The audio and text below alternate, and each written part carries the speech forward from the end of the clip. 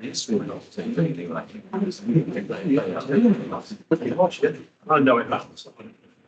evening, everybody. Happy New Year to those I'm said to already. It seems a long time ago now. Okay, welcome to those that are in the public gallery this evening, to officers, members, and those that may be joining us at home this evening. Welcome to this edition of the Planning Committee. Now, the first item of business tonight is apologies. I've had two apologies confirmed to me. That's Councillor Gorton, apparently substituted by Councillor Grocott. Good evening, Councillor. And we've got Councillor Holland that's been substituted by Councillor Sweeney. Good evening, Councillor Sweeney.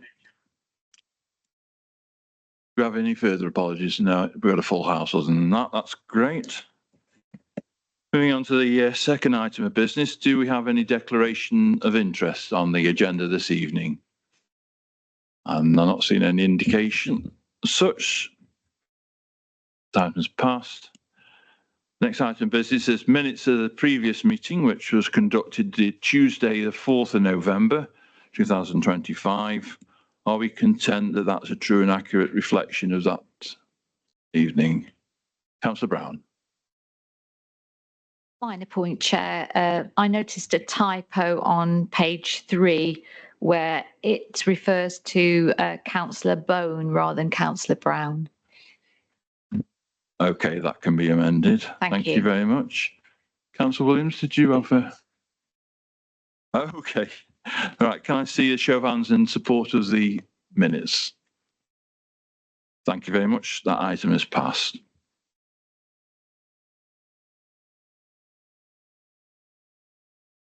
Moving on to the first substantive item on the agenda this evening is item number 4, application for major development, Baldwin's Gate Farm, Newcastle Road, Baldwin's Gate, and draw members' attention to the item includes a supplementary report.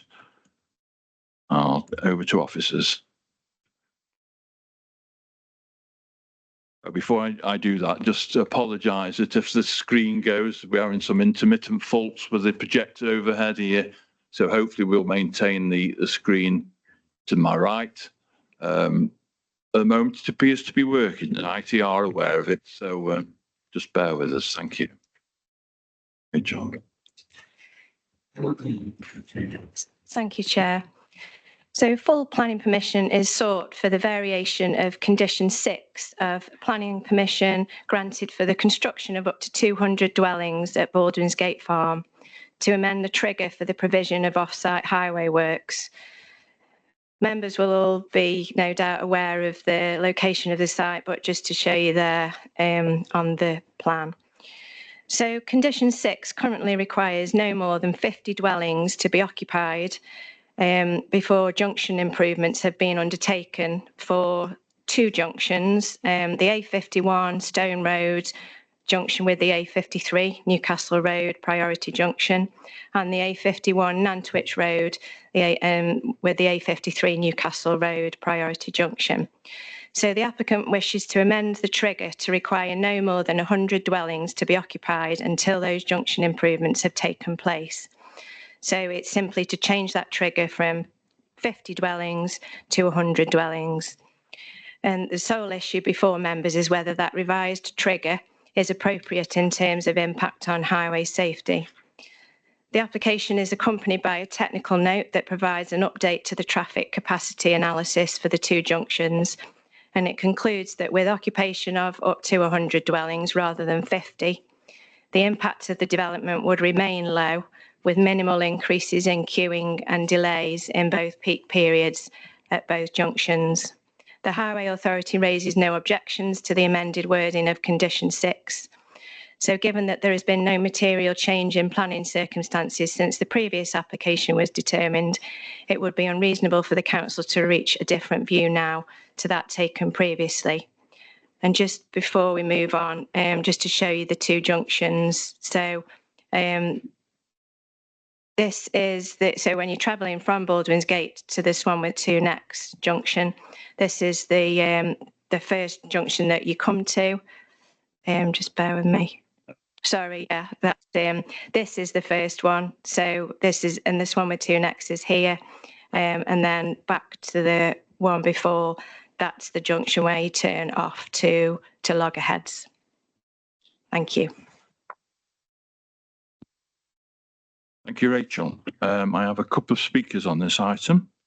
First, I'll take the objector, who is Councillor Guy Chatburn. Would you like to come forward, sir? You have 5 minutes to make your case. You will be reminded after 4 minutes that you've got a minute left. You may begin by pressing the button in front of you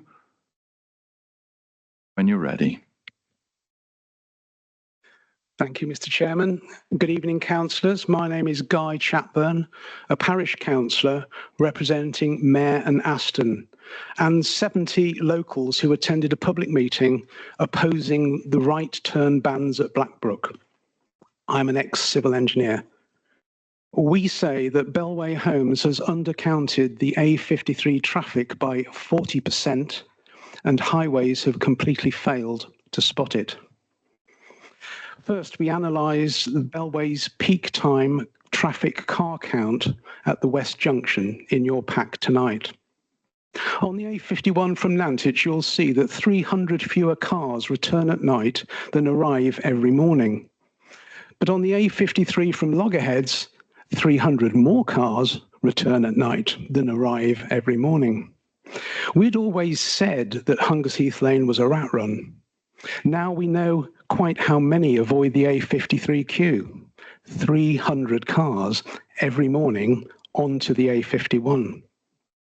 Now, Bellway didn't put counters in the lane. It has missed it. What is more unacceptable tonight is that highways have failed to spot it too.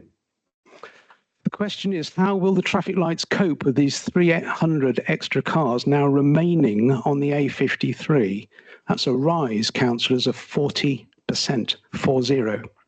We predict longer queues on the A53. Therefore, Hungersheath Lane will still be a rat run, but worse, now head on into traffic diverted by Bellway's right turn diversion. With its queue modelling totally discredited, you will not be able to rely on Bellway's forecast tonight for the trigger request. Common sense would suggest setting a condition, councillors, for a new traffic count, including Hungersheath Lane, so the design can be double-checked and modified to suit. Secondly, we analysed the road safety audit. Our motivation is the young motorcyclist who died colliding with a lorry turning into Warmadine Lane, right next to the East Junction. This lane has deficient sight lines. It should be closed to prevent bypassing the traffic lights, as agreed when HS2 proposed it. Bellway used a stage 1 road safety audit from the land speculator Richborough, which failed to spot this fatality despite fresh flowers and a memorial on the verge. Lasting just 1 hour on site, this audit disregarded another fatality at the exit from Hungersheath Lane. So despite 2 deaths in its compulsory diversion routes, neither Hungersheath Lane nor Warmadine Lane were visited or audited. Disappointingly, and can I say incredibly, Highways confirmed today it has completed its stage 2 road safety audit, but has excluded the diversion lanes after all our discussions and site visits.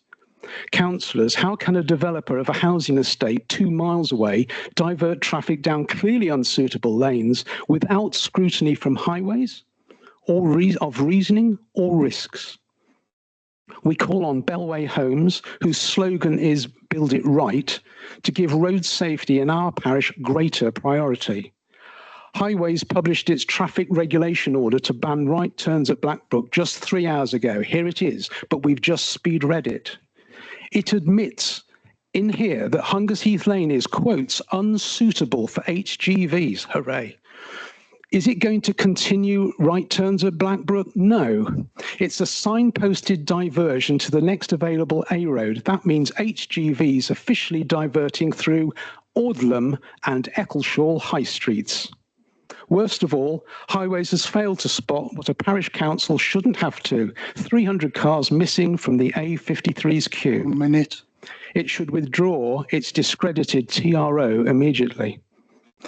Now, this committee couldn't intervene due to reserve matters last time, you may recall. Such was the frustration your chair even wrote to Highways. Now you can have a say. Please set conditions of planning for a full traffic recount and a new stage 1 road safety audit, both to include Hungers Heath and Warmerdine Lane. We want a safe and proper legacy. We want with correct data and a better design. There is an opportunity for Bellway Homes to build it right. Thank you. Thank you, Mr. Chapman. Now I'll call upon a supporter of the scheme, Mr. Chris O'Hanlon. Would you like to come forward, sir?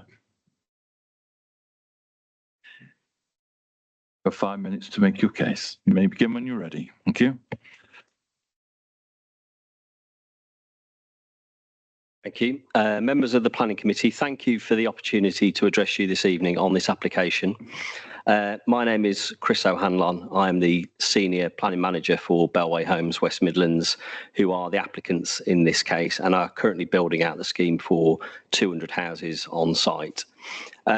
The proposals before you tonight are solely concerned with the timing of the delivery of the off-site highway improvements at the A51 and A53 junctions to the west of the site.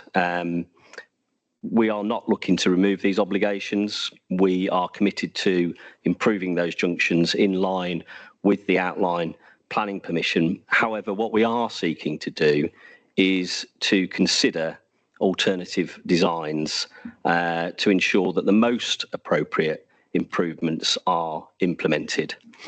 Now, currently, planning condition 6 requires those junction improvements to be installed before the occupation of the 50th dwelling on the site.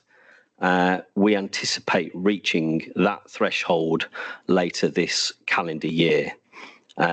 We are therefore seeking an amendment to condition 6 to change the trigger point to allow up to 100 occupations, to allow time to consider alternative designs for the off-site highway improvements at the A51, A53 junction.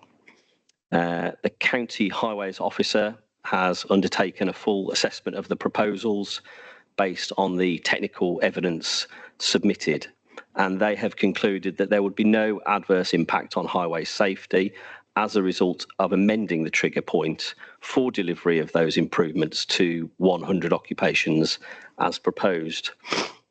Your planning officer has confirmed that there are no other material considerations in relation to this application and has therefore recommended that the application is approved.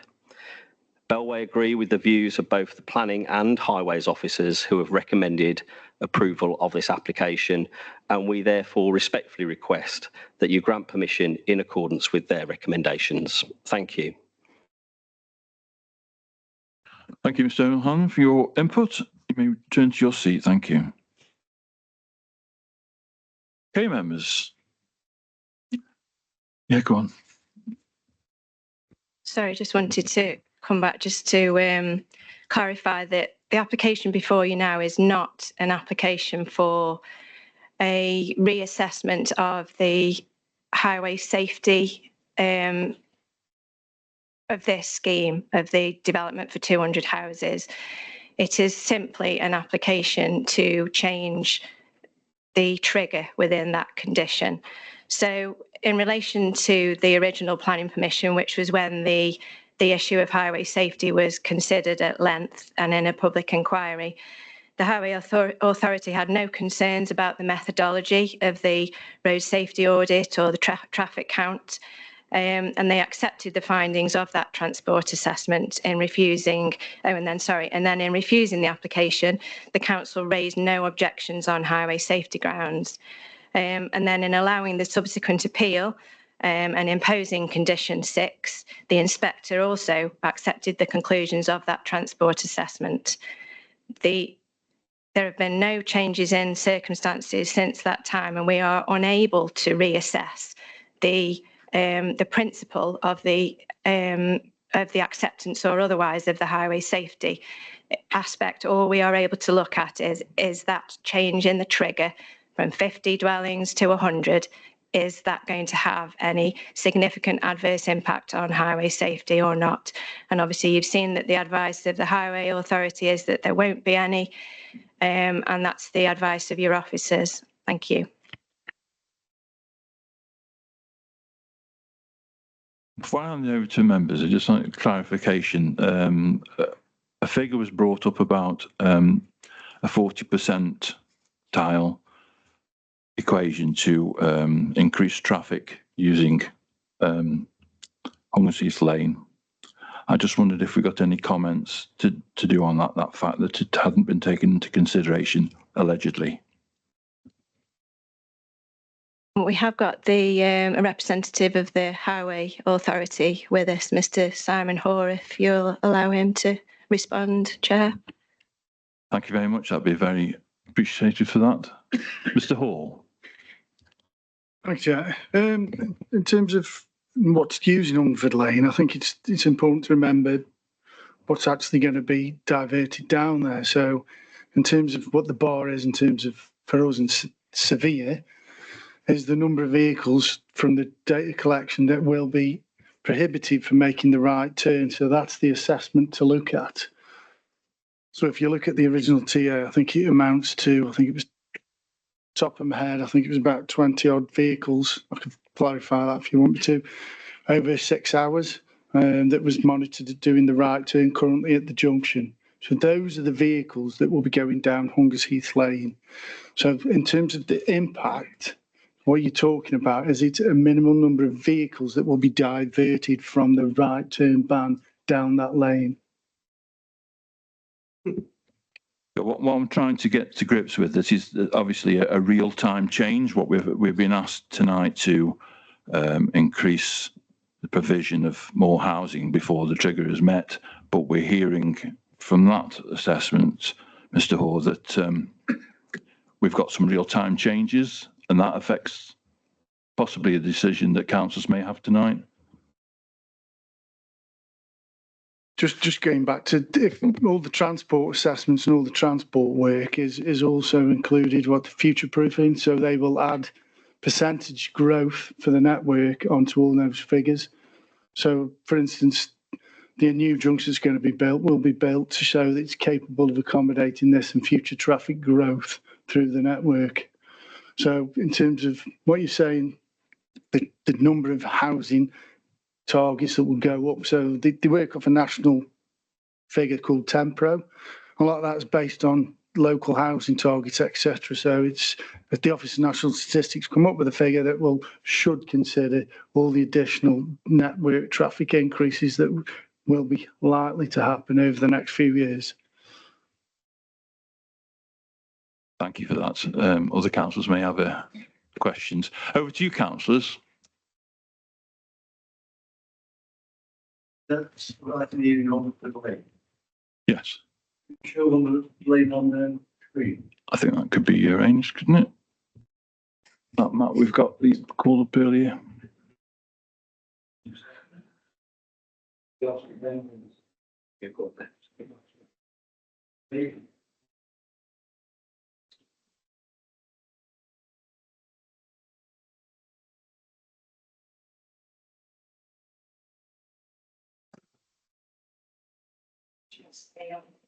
Where's Hungerford Lane?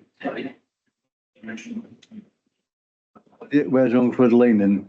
Yeah.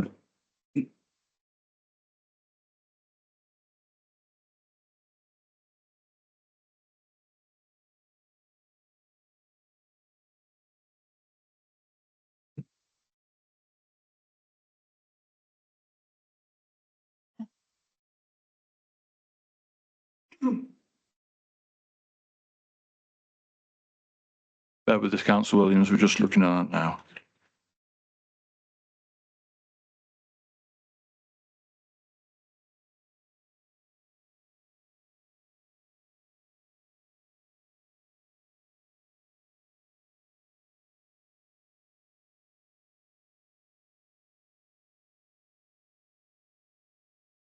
You can just see there where the So this is the junction, sorry. And this is the road here. Sorry, this there.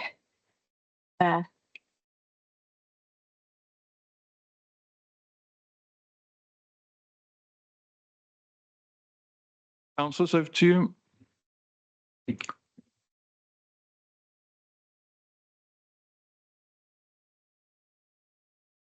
Councillor Hodgson. Thanks, Chair. In the report, we read traffic counts were undertaken on the 22nd of October, which happens to be a Wednesday. I make this journey Mondays, Tuesdays, Thursdays and Fridays, but Wednesday I work somewhere else. So I don't think doing a traffic survey over one day gives a true picture about what's going on. Should you not be doing a traffic survey over a week to get a real flavour for what's going on in the area?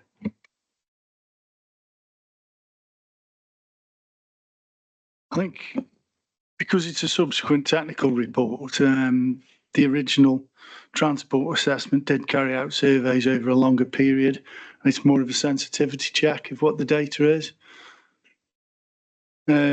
So if you think it's hugely different, I mean, the only option before us today is to whether we extend from 50 to 100. That's what we're talking.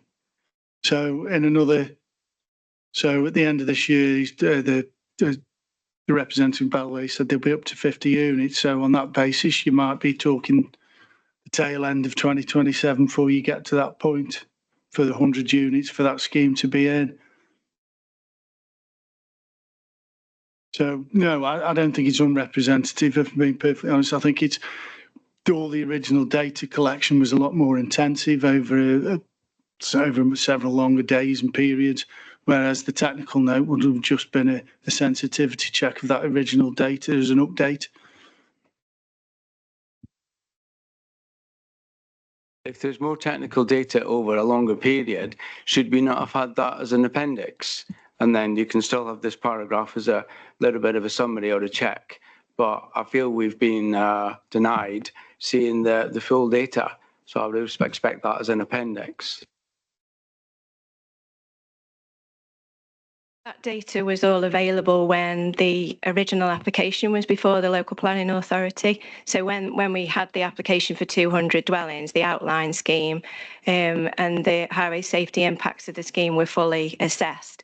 That very lengthy transport assessment document was part of the application. So the highway authority considered it at the time. The local planning authority, in recommending and refusing the scheme, had considered that document, and it wasn't raised as an issue. It was considered to be acceptable. Highway safety wasn't considered an issue at that time. The scheme then went to appeal because it was refused, and the planning inspector, in allowing the scheme, didn't have any issues with the robustness or otherwise of the transport assessment or the impact of the works on those junctions or any other traffic network.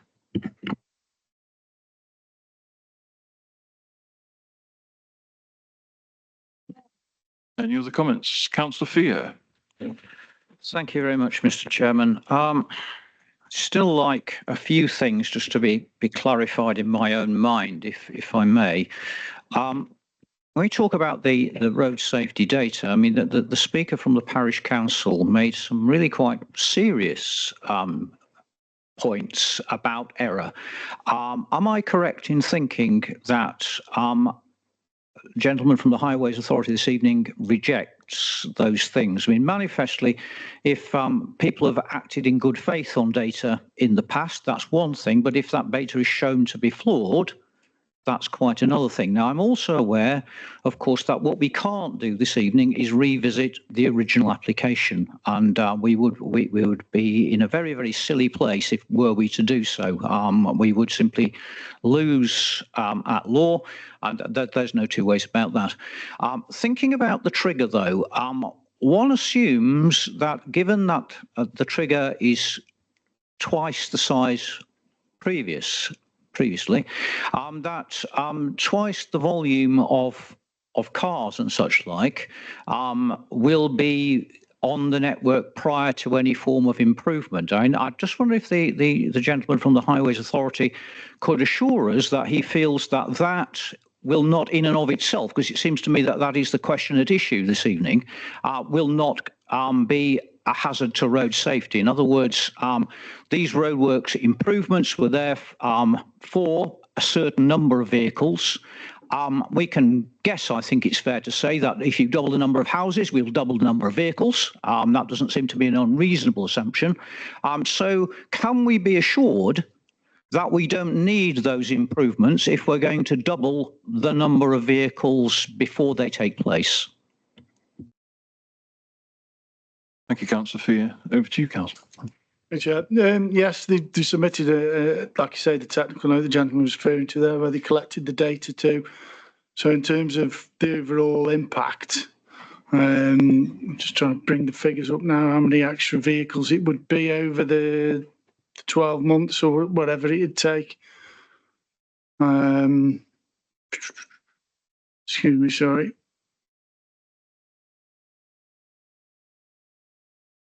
I think you're talking about between less than 10 so vehicles.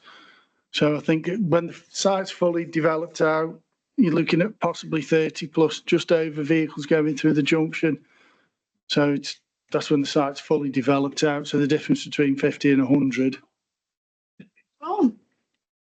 Excuse me, I'm just from the development traffic. Let's clarify that in terms of the vehicles, because obviously where the site's based, not all the vehicles from that site are going to go towards the A53, A51 junctions. So based on the data that we do have that says so many people in loggerheads go to the left, so many people go to the right. So they'll split the traffic from that development left and right. So the development that's going to the right, that traffic is what we're talking. So the additional 50 units is not going to be 50 house worth of vehicle trips going to the right. About, I think it was over 50% of them will head towards Newcastle. So it's not, although we're looking at an additional 50, if you look at the report that's in there, it says the difference between them, it isn't really great between, if you count them on them by minute basis, how many additional vehicles will be going through that junction over the peak hour. It won't be noticeable to the human eye. Thank you for that, Councillor Fear. Just to come back. No, again, I'd just like to be sure in my own mind that the gentleman from the Highways Authority is saying that he doesn't accept what has been said by the speaker from the parish council, that he thinks that the original figures that have been presented are correct in their analysis. Would I be correct in saying that? Yeah, thank you. Me and the parish council have had numerous communications and actually been out and meet the parish and gone through. Obviously, we don't agree, but we've gone through that and we've explained why we think the scheme is acceptable. And like I said, the important thing to remember is that the diversion of those vehicles that were monitored through there was, like I say, 20 odd vehicles over 6 hours, wherever the original data was. That's what potentially could be going down Hungers Heath Lane in addition to what's there now. So in terms of that bracket for severe, it's very, very minimal what we're putting down Hungers Heath Lane compared to what's there now.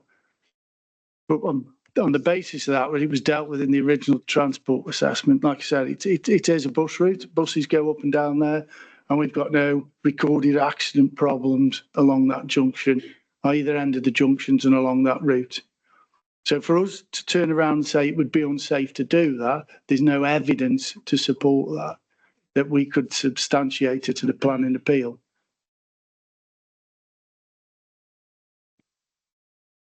Just to clarify the reference of my colleague to severe, the NPPF states that development should only be prevented or refused on highways grounds if there would be an unacceptable impact on highway safety, or the residual cumulative impacts on the road network would be severe. So when reference is made to looking at the test of whether the impact is severe or not, that's where that is derived from.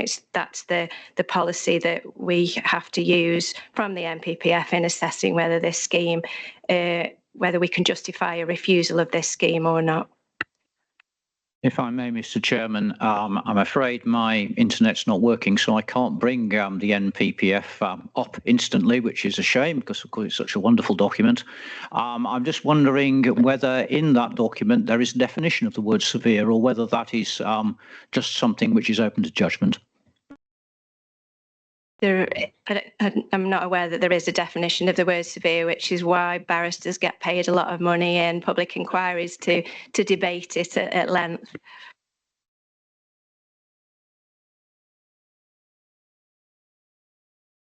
Thank you, Councillor Fear. Councillor Sweeney. Thank you, Mr. Chairman. It's one for the officers, really, because you're going to say it's nothing to do with this situation, but I'm mildly confused. You're driving down from Bridgemere, Hunger Heath Lane's on the right-hand side. You drive up there and you hit the Market Drayton Road, presumably. There's going to be no right-hand turn onto the Market Drayton Road by this one with two necks. Is that a temporary thing, or is it? Because as I'm new to this, so I'm just submitting tonight. Is it what they're going to put in this place, or is this forever?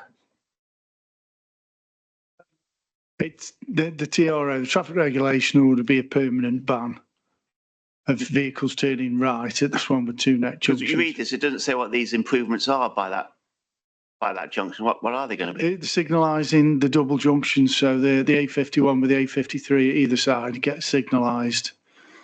So, and this is, I suppose, where we were coming from, and this is what I think the gentleman from the parish council was making, because currently the junction itself, I don't know how well you know, it does experience Oh, it's queuing. vile. It's a vile Yeah. junction, yes. It is, and I think by signalising it, it should improve the capacity of people coming out the 53 turning. So if you coming up, turning right towards the Newcastle, so you're getting a right left, it improves the time and you will have to make that manoeuvre.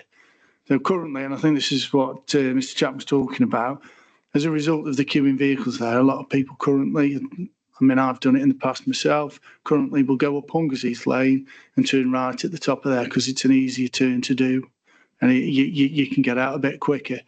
And I think that's what Mr. Chapman's referring to, is those number of vehicles that are currently using up and down Hunger Heath Lane. And you're suggesting they won't have to do it because it'll be. Well, I'm suggesting there will be a lot easier to get out of that route. And yeah. Obviously, it's public highway and people can still use Hunger Heath Lane because there is various other uses along there, such as the farm cafe, etc. But I'm suggesting the vast majority of people that currently do go up there to turn right to get out will not do as much of that. Yeah. They might still be a percentage of it, but a lot more vehicles will stick to that junction. And how much of a lane is Hunger Heath Lane?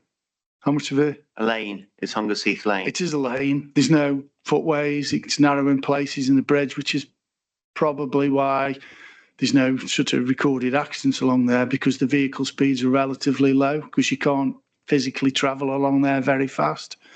So it just comes back to what I'm saying in terms of substantiating any refusal. We've got no recorded accidents, and 20 vehicles over 6 hours wouldn't. I know we haven't got a definition of severe, but in terms of, we've never found an argument that's been won on severe from a highways impact point of view. So from that point of view, this is what we're saying is why we've got no objection to the application, is there's not a safety reason there, and putting in an extra, it probably will be at more than 20 vehicles over a 6 hour. That's just a 6 hour period. That's the peak hours monitored.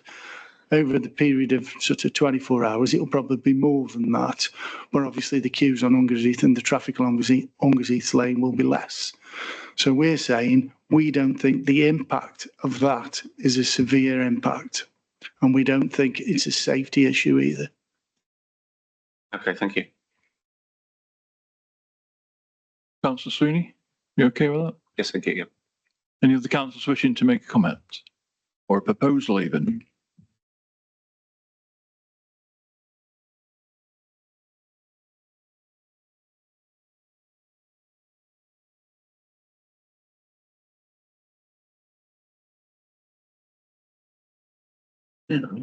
Deathly silence. Okay, well, in that case, at least falls to me then to make a proposal that, although I don't entirely agree with it, they make the proposal that we take this on the face of the report, that we move it unless I hear a counter proposal to that effect, I'll have to propose that we do this under a certain amount of duress, really, because I can't really see the importance of having put the trigger at 50, that there's real need to actually go to 100 dwellings, in my view. But Councillor Grocott, sorry. Just based on what you're saying there, and obviously with the added evidence we've had tonight, I think I would like to put a counter one that we stick with the original 50, if that's okay, please. To the original as rather than the change condition.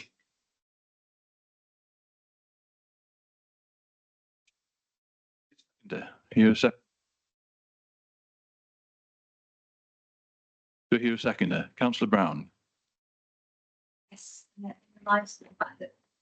chosen after the analysis the first time, and in the light of the fact that this was a one day in October, which could have been half term, etc. I've got significant concerns about this, so I'd like to support Councillor Grocott, please.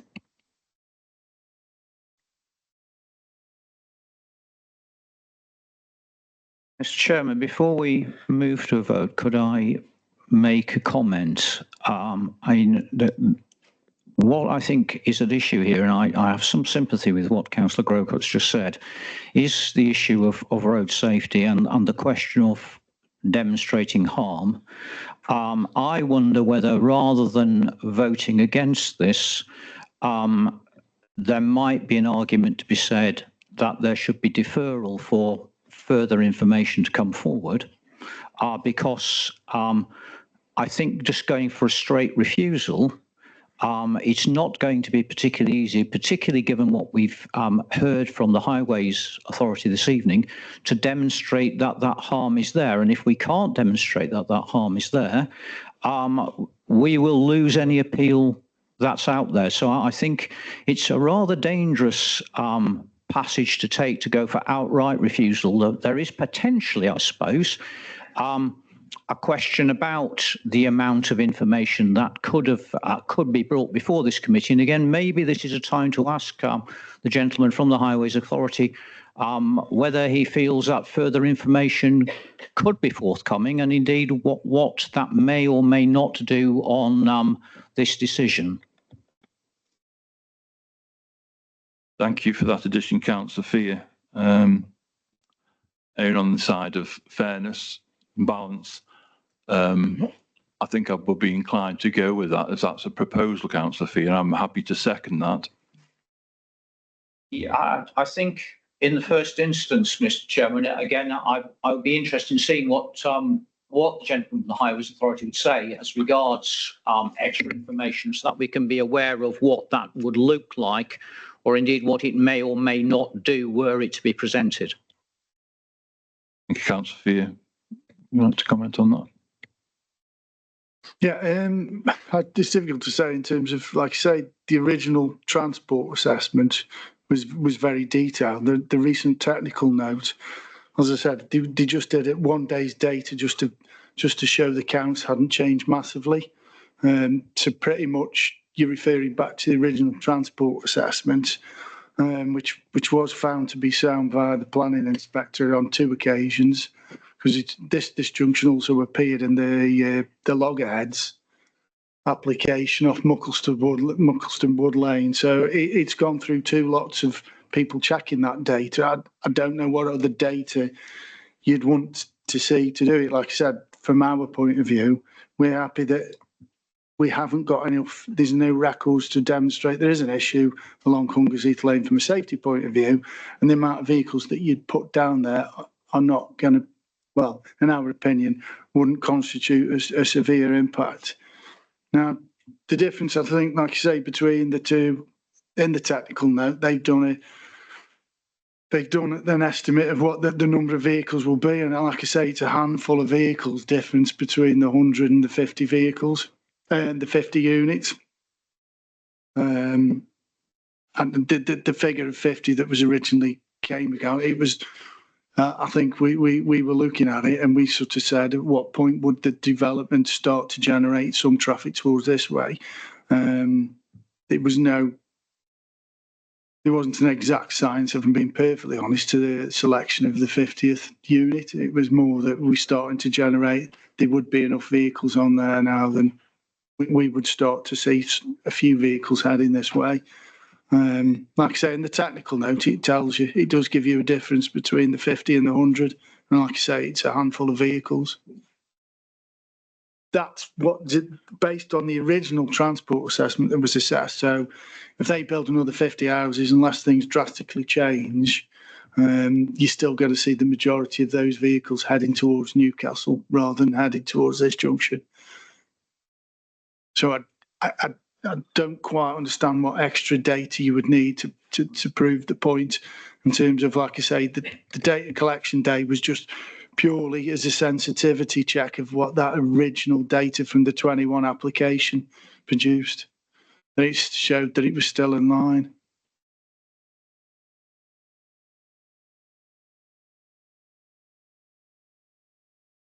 Councillor Fear, do you have a supplementary? Does that answer your question? I think the officer has been clear on that. I mean, I suppose the only issue, if I could ask again, if people remind me, am I right in thinking that when the planning inspectorate looked at this decision, the inspector raised no questions about the methodology of the road survey, and indeed raised no questions about numbers and the trigger at that point? Am I correct in saying that? Yes, that's correct. So that transport assessment was, as I said, a very substantial document, and was assessed as part of the planning application.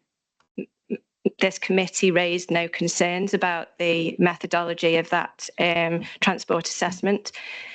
The scheme got refused and it went to a public inquiry, and the inspector raised no concerns with the methodology of that transport assessment either. If we were to be, I think 2 points really. First of all, if members are wishing to move this for a refusal, it's not enough to just say that you think it should stay at 50, and if it goes to 100, that's not acceptable. You need to be saying why, what the harm would be, and we need to be able to clearly substantiate what that harm would be. And I don't consider that we're able to do that, because we have before us a technical document that has been submitted, which has been done to a proportionate level for the revision that is proposed here. We're not looking at a whole reassessment of the acceptability of a scheme. We're looking at changing the trigger for putting these junction improvements into place from 50 dwellings to 100. So the information that we should be seeking to substantiate that, to demonstrate whether that's acceptable or not, has to be proportionate.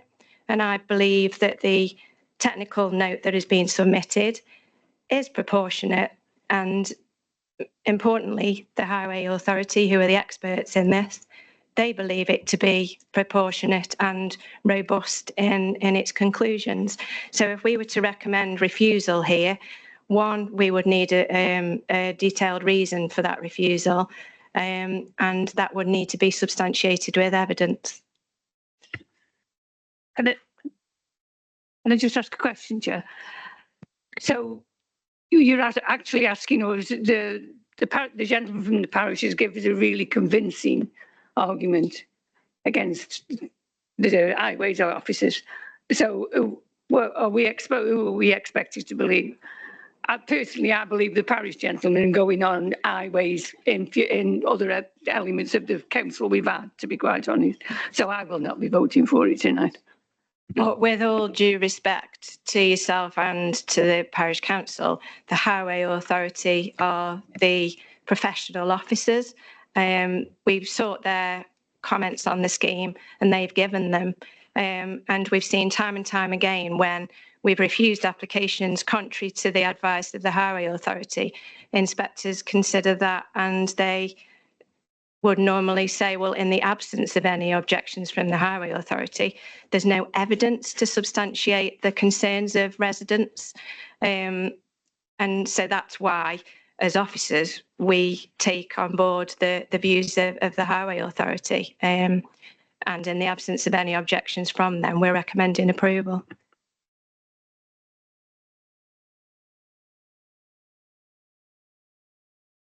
Councillor Crisp. Thank you, Chair. Yeah, furthermore to that, I think if we were to propose a deferral, we have to be precise about what data we're actually asking for, what we want to see, because from what the officer said tonight, he doesn't seem to be sure what he would be looking for. So, yeah, we got to know exactly what we're asking him to do. So at this point, I'll go to the original proposal from Councillor Grocroft and seconded by Councillor Brown. To go with that, we need a reason why we need to propose that. Are you able to provide that? Hello, Chair. The basis of the reason I've come up with that is obviously not just the evidence being given. Obviously, there was the 2 mentioned fatalities there, and severity, and that is, to myself, weighs heavy on my mind on this one. I understand what the officer is saying, but from my point of view, I think that is enough there to actually state with only small actual percentages. That percentage could be quite significant in regards to that. So that's what I would put that forward as. Okay.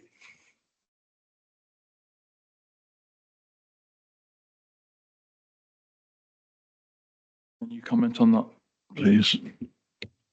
Well, you know, any fatality is horrific, and obviously, especially the one that Mr. Chapman and his wife actually attended on site is horrendous. But again, you've got to follow through in terms of the decision that came through from the coroner and everything else. That what they look at, what is the cause of that accident, and unfortunately, the whole host, you know, a very high percentage, over 90% of accidents are down to driver error, not down to the actual road and everything else, which is, it's very difficult to quantify, because we can't assume people are going to drive incorrectly. We have to assume everybody abides by the law, drives within the speed limit, and carries out their manoeuvres as they should do. And that's how we have to assess every planning application. We've had this discussion, and it is horrendous that you know, the motorcyclist that was killed there. But again, it didn't come down to the actual highway, and I think that's a slightly different lane as well. That's the next lane down. It's not Hungersheath Lane. It's the other one that where the fatality took place. And again, and I'm not just saying this, but in my professional opinion, I think the signalisation of that junction will improve the safety of that part of the network. Wholehearted believe in that, and I've had this discussion with the parish council. You know, I think the signalisation of that junction is long overdue, personally.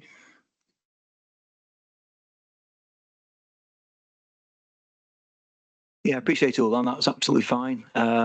Once again, I think everything you put there, once again, in my own mind, once again, there means that the lower figure will actually make them improvements quicker rather than the larger figure. So going forward, I think that would be a mitigating circumstance to put that forward. Okay. So let me get this clear, Councillor Grocott. You're proposing that the smaller trigger will get to a point where it copes with the traffic sooner, therefore discharges the mitigation factors in approving this in the first place. Is that acceptable? Yeah, basically what it is, that means the safety improvements or whatever for the people. I mean, obviously it's already gone through the planning permission, all that, and obviously the inspector has done that. But yeah, from my point, I don't see any reason to change it again to 100. Obviously, people say move in 450. The sooner these are done, actually safeguards the people's safety, and that's how I'm looking at it, Chair. Add anything to that, Councillor Brown? I think I'd say in all these things, we see that things are agreed with a bare minimum. So, you know, things to increase it, to double it, seems to me to be, you know, quite risky, and I would be in support of Councillor Grocot's assertions there about safety comes first. The thing in my mind is that we've got to demonstrate that there's harm here, that it will be harmful for the trigger point to be raised. And that's where I'm struggling really, in terms of, have we got that evidence? I know what you're saying. I know it's on safety grounds, it should be done, but what is the evidence? What is the evidence that will show to an inspector, should this go to appeal on this decision, that we've got evidence? Councillor Williams. But Chair, when this went to the inspectorate, he passed it on those 50 vehicles, didn't he? No, there's nothing in it. There's nothing. He hasn't. So he didn't actually say that it was okay. There was no problems. What he actually passed it on. So he passed that on 50. So even if we go to appeal, you'll say what's he say? 100 vehicles. This job needs to be done, and I think it's time Highways actually realised when we have these before us now, we always get the same answer: no problems. We live in the areas, and these people live in the areas, no problems. They see the problems. The Highways don't. They just do a survey. We had 1 day survey on, 6 hour survey on this one. I'm very sorry, but.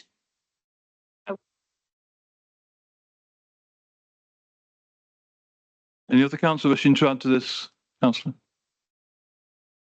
Hi, are we not saying that the highway improvements are going to help safety? When the improvements are in place, they're going to help safety. So therefore, we're saying that they're necessary for the safety. So if we slow that process down and push it further away temporarily, are we pushing that safety away? Is that an argument to say that we shouldn't delay the highway improvements?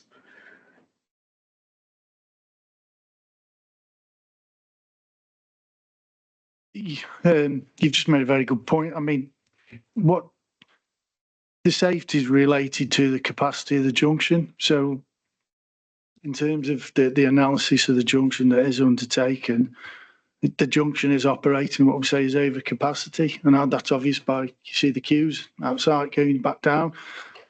So what the signals do, we will improve the capacity of that junction, and hence, because what you find is when the argument about safety would be when a junction gets to capacity, people start to take half chances that aren't quite there, that they're approaching.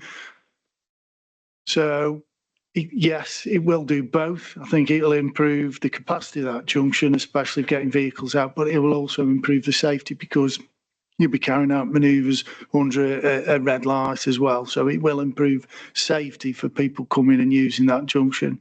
So the two are entwined.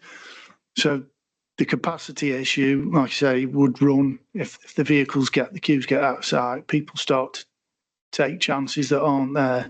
So the point is, it is over capacity, and the capacity of that junction is over capacity before we even get to the 50 vehicles anyway. Do we have a time span for between 50 being occupied and 100 being occupied?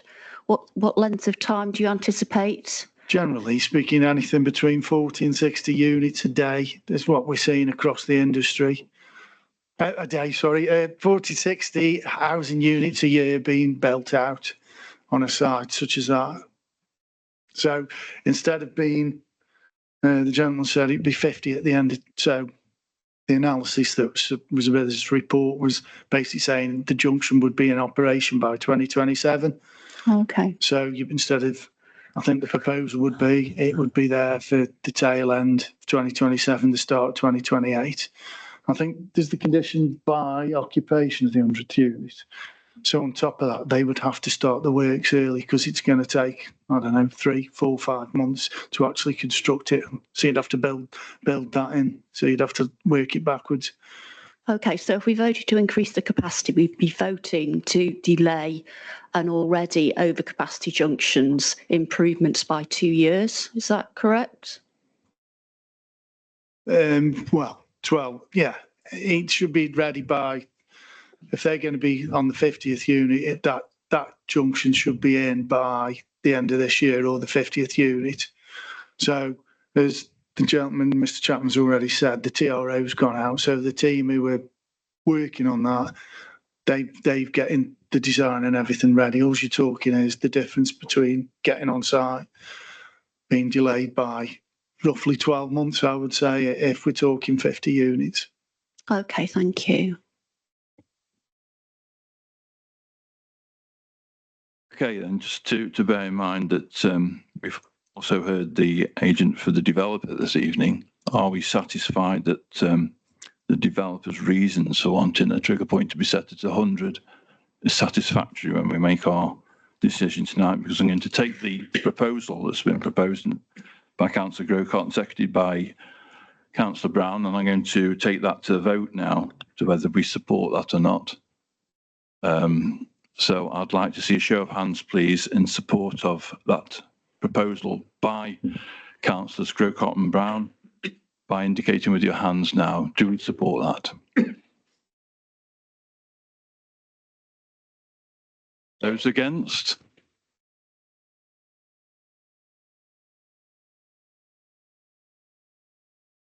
That falls, so that item's passed, unfortunately.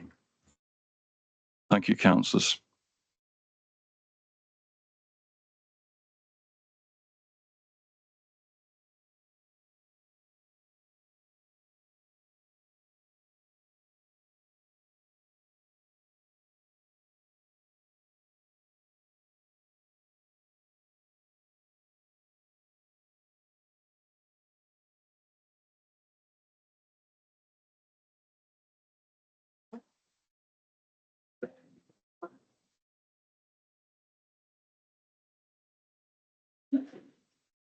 Moving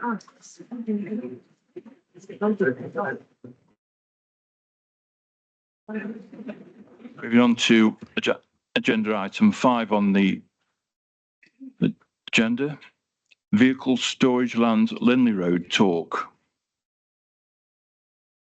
That's you, Charles, yeah?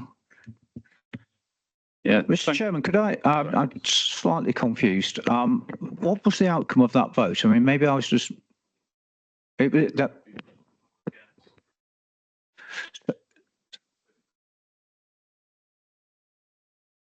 Yeah.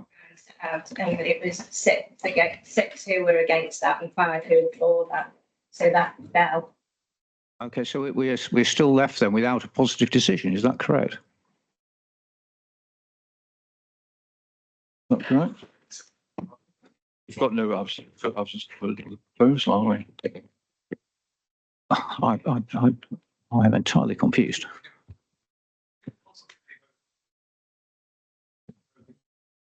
We voted to support that proposal. Yes.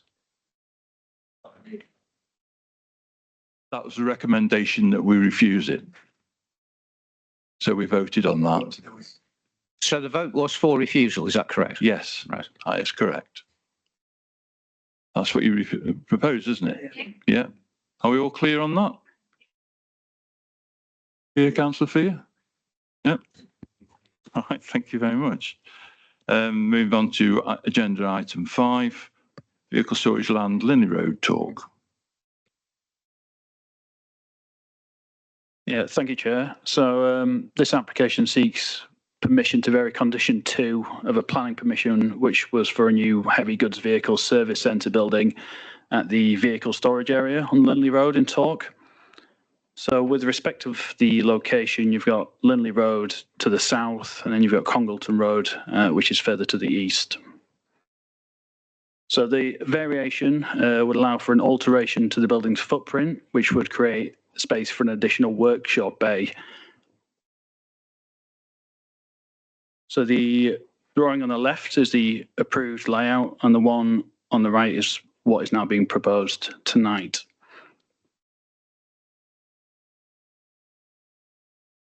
So in terms of appearance, the drawing on the left again is as approved and the one on the right is as proposed. As can be seen on these drawings, the visual impacts of the proposal will be similar to that of what's already been approved.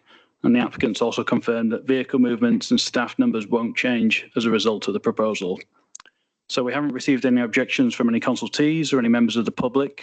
And given the limited visual changes proposed, officers consider the proposal to be acceptable. And the application is therefore recommended for approval. Thank you. Over to you, councillors.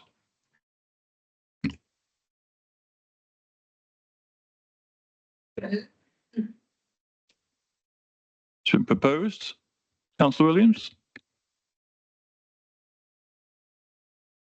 Moved and seconded. Can we see a show of hands, please, in support of the recommendation? And that is unanimously passed. Thank you very much for that.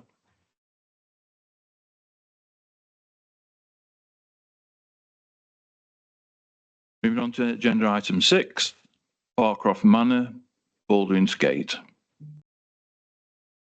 This one, yeah. Charles again, yeah. Over to you, Charles. Yeah, thank you, Chair. So this application seeks outline planning permission with all matters reserved except for details of access for the construction of 3 self-built dwellings at land adjacent to the property known as Farcroft on Manor Road. So in terms of location, the site is located to the northwest of Baldwin's Gate with Madeley Park to the north. So the application site is shown as the red dot on the map in front of you. The blue dot is the site of an appeal at Acreswood, which is relevant to this case, but I'll be touching on that later. So with respect to the principal development, we can't currently demonstrate an up-to-date housing supply, and therefore the tilted balance approach set out in paragraph 11D of the MPPF is applied. So in sustainability terms, Baldwin's Gate is located 700 metres approximately to the east, which equates to about a 15 or 20-minute walk. However, given the rural nature of the site, it's likely that occupants of the properties would be reliant on the use of a car to access higher level services and facilities.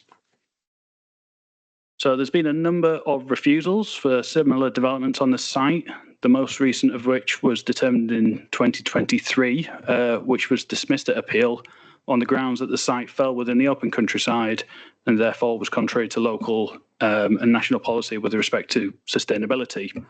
However, since that decision, there have been several recent appeal decisions for sites around Baldwin's Gate where inspectorates would consider them to be sustainable locations for new residential development.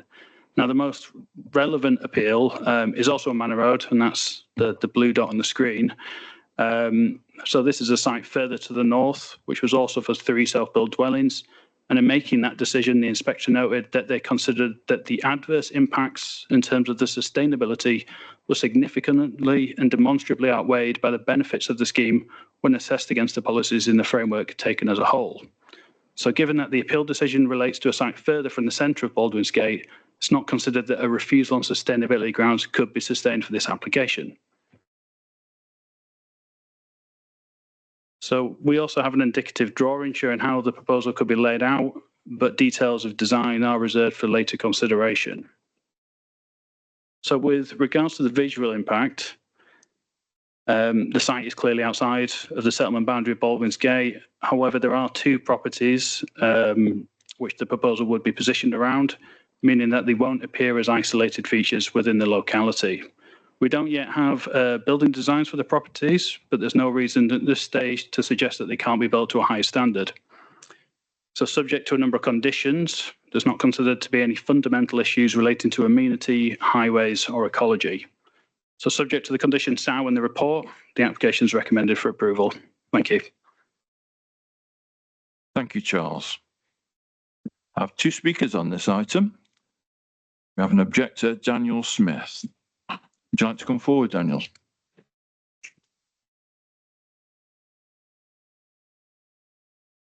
I'm going to present your case, sir. You may begin when you're ready by pushing the button in front of you. Chair, thank you. Members of committee, thank you. I'm here because Baldwin's Gate is my home. This is where my children are growing up. I strongly object to this application for the 3 dwellings at Farcroft Manor Road.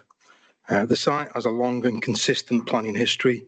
Every previous application and appeal most recently for the single dwelling in 2023, has been refused for the same reasons. Nothing material has changed here, yet we're here again considering essentially the same plot for an increased number of dwellings with further complexity of unviable shared infrastructure. I need to offer some comments on the agenda and the report. The report tries to justify approval, setting the scene, stating that unlike the last time of the time of the last appeal, the council is now unable to demonstrate a 5-year housing supply. That's factually incorrect. At the time of the last appeal, the council conceded it did not have a 5-year land supply. Therefore, the circumstances are exactly the same as the last refusal. The report seeks to justify this application mainly on the basis of the appeal decision at Acres Wood. The inspector, in allowing that appeal, stated that when approaching the site, its location is at the start of the 128 dwelling Madeley Parkwood settlement and agreed with the land and visual impact assessment in that it would not be seen as a well-contained part of the existing settlement and homes here would only be visible from Manor Road. This is stark contrast to Farcroft, which is within open fields, has a short, medium and long-term viewpoint, and Farcroft is also on a 60-mile-an-hour stretch of road with no safe route to the village. Acres Wood is on a 40-mile-an-hour stretch and has access to a public right-of-way. Recent appeals there, therefore, do not justify approval here. I know Manor Road well, I drive it every day. It's a 60-mile-an-hour road. It's got no footpaths, no street lighting, poor visibility. Walking or cycling to Baldwin's Gate is unrealistic. It's dangerous, and I would never let my children walk along that road.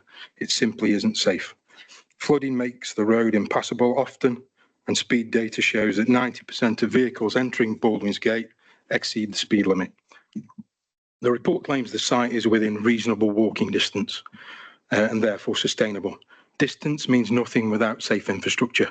A 15-minute walk is meaningless when the route is life-threatening for pedestrians. Interestingly, but somewhat hypocritically, I also note that the authority is citing the inspector's decisions on the 2 identified harms on the last 2 appeals on the Farcroft site in their defence prepared in December 2025 for the appeal of the erection of 7 dwellings at Stonehouse Farm, Hill Chorlton. I struggle to see how it can both be suitable for this application but unsuitable as defence for another. The proposed homes, large 5-bedroom properties, double garages, are not affordable self-built family homes. They do not meet local housing needs, and Baldwin's Gate's targets have already been met. The planner gives substantial weight to a housing supply shortage and self-build plots. There are already 16 self-build plots available under many other similar schemes in Baldwin's Gate. A national shortage or a housing push from central government does not justify unsafe policy conflicting development. Tilted balance is not carte blanche, and it still requires weighing harms. Here, the harms are significant and long-standing. This development would harm the rural approach to Mare Hills, blocking open views, introducing modern buildings into a sensitive landscape. The Highway Authority recommends refusal. Their report is clear. This development will intensify traffic on Manor Road and increase the risk of conflicts for road users. They also confirm that the site does not demonstrate safe and suitable access points, with visibility displays missing from the plans. This is the professional opinion of the Highways Authority. When the experts say the location is unsafe and recommend refusal, this should carry significant weight. The proposal offers very limited benefit in the form of 3 self-built plots. It does not outweigh more than a decade of clearly identified harm. If this site was unacceptable in 2014, 2019 and 2023, there's no credible reason why it should be acceptable now. The application, like others before it feels another stepping stone towards relaxing policy and opening the door to further development. For these reasons, I respectfully urge the committee to refuse the application. Should the committee be minded to approve it, I would suggest a deferral to visit the sites mentioned in the officers' reports in order that members can appreciate the key differences and challenge them to walk the road. Thank you. Thank you, Mr. Smith. You may resume your seat, please. Next, we'll hear from supporter of the scheme, Mr. Alan Coronaldi Knott. Would you like to come forward, sir? Same applies. You have 5 minutes to make your case. Thank you. Chair, members of the committee, thank you for the opportunity to speak today on behalf of Mr and Mrs Adams for this proposal for 3 self-build dwellings on land at Farcroft Manor Road. Self-build housing is not just about bricks and mortar, it's about local people investing in their future and their local community. Should you grant planning permission today, these homes will be designed and built by local individuals who have a personal stake in the quality and sustainability of their environment. Research consistently shows that self-build projects deliver high-quality, bespoke homes, often exceeding energy efficiency standards and contributing to local character. Moreover, self-builders are not speculative developers, they are future residents who will live in and contribute to the local area, supporting local businesses and services. Many prospective self-build builders will already live in the locality and want to build their own home of their own in locations where they grew up and actively contribute to those communities. We also know that self-builders will also use local contractors and local materials, whereas larger national house builders will often bring their own workforce, skills and materials from outside the area. This is local community-led growth at its best. Newcastle-under-Lyme Borough Council faces shortfall in self-build plots and otherwise cannot currently demonstrate a 5-year supply. This triggers the presumption in favour of sustainable development under paragraph 11D of the NPPF.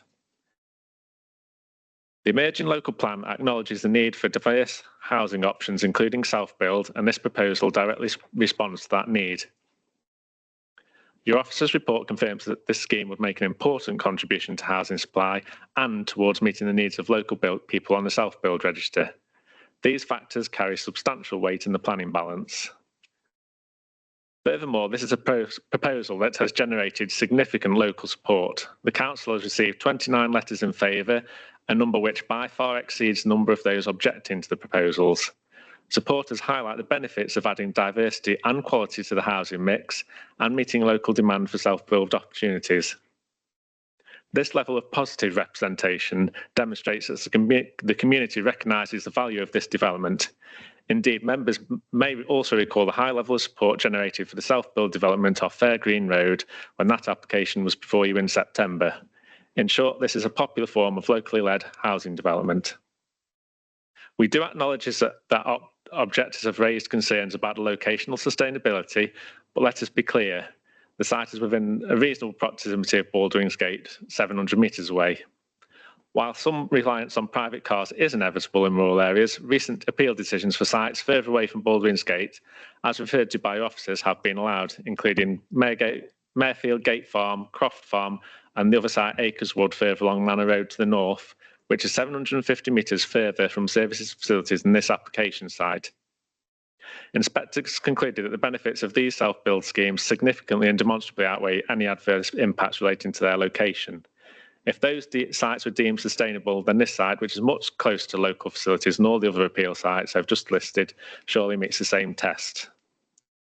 This proposal is otherwise policy compliant when assessed against the development plan and the NPPF when read as a whole. There are no technical objections on highways, ecology or amenity. The proposal respects the character of the area and can be delivered with appropriate landscaping and design details, all of which will be subject to further consideration at reserved matters stage. In short, this proposal boosts housing supply in a borough of an acknowledged shortfall, supports self-build, a government priority for which there is a demonstrable local need, has strong community backing and is a type of housing that local people want, will utilise local contractors and local materials to deliver the proposal, supporting local economy in the process, and it is a site that performs more positively when compared to all other recent appealed precedents.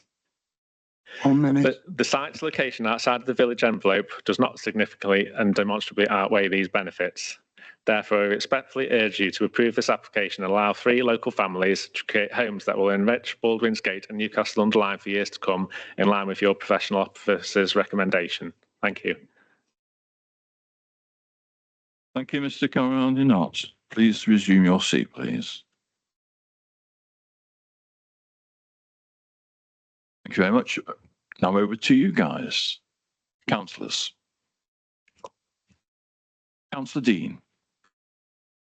So, am I right in thinking this walk to Baldwin's Baldwin's Gate has its problems. And also there's no public transport going through the area and there are no actual bus stops for that reason. Am I correct?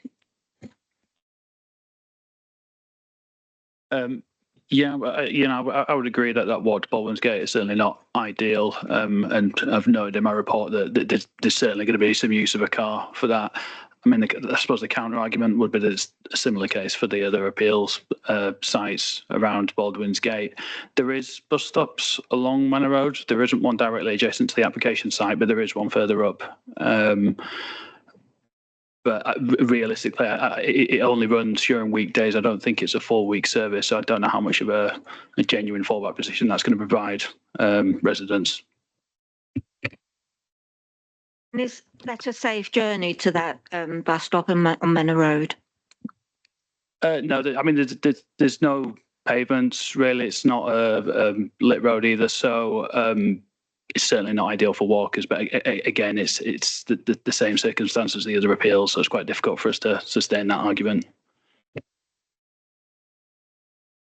And what the officer is saying is that the argument for sustainability in terms of transport is whether reliance is on the motor car has been well and truly proven recently, the local appeals in that local vicinity. Any other councillors wishing to speak? Councillor Brown. Thank you, Chair. We've heard from the contributions that we did approve a self-build site not too far away back in September. But the comment was made about not meeting local need or housing need. I'd like to ask the officer, Charles, in terms of what's the advantages of self-build, would you say, in terms of meeting local needs? Well, we have a self-build register, which is essentially people can apply to this register to try and get on this. So it's a strange question because a self-build basically offers more flexibility in what type of house you can have. The idea behind it is that applicants have a direct involvement with the construction of the property, so it can be tailored more to individual needs than, say, a general market house, which has already been pre-designed by a developer. So it really just adds flexibility to the housing supply.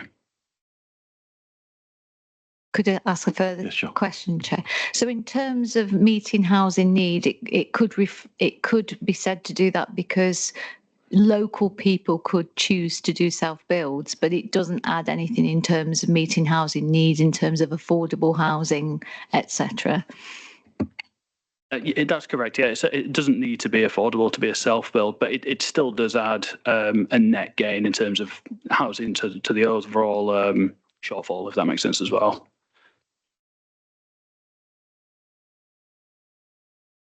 Councillor Crisp and then Councillor Fear. Thank you, Chair. I just wonder if the officers could just clear up that there was a statement made by one of the speakers that we didn't have a 5-year housing supply when the last refusal happened. Can you clarify that on that? Yeah, they're absolutely right. So for 2 of the appeals, we did have a housing supply. I think for the latest one, we didn't have a housing supply. So the same situation we're in now. What has changed, though, is obviously that the more recent appeals that's been approved around Baldwin's Gate. So regardless of the housing supply position, these recent appeals show that inspectorates are now giving less weight to the sustainability argument, and there's a general sort of push for more housing, which we're seeing in national policy, and that's being reflected in these local decisions.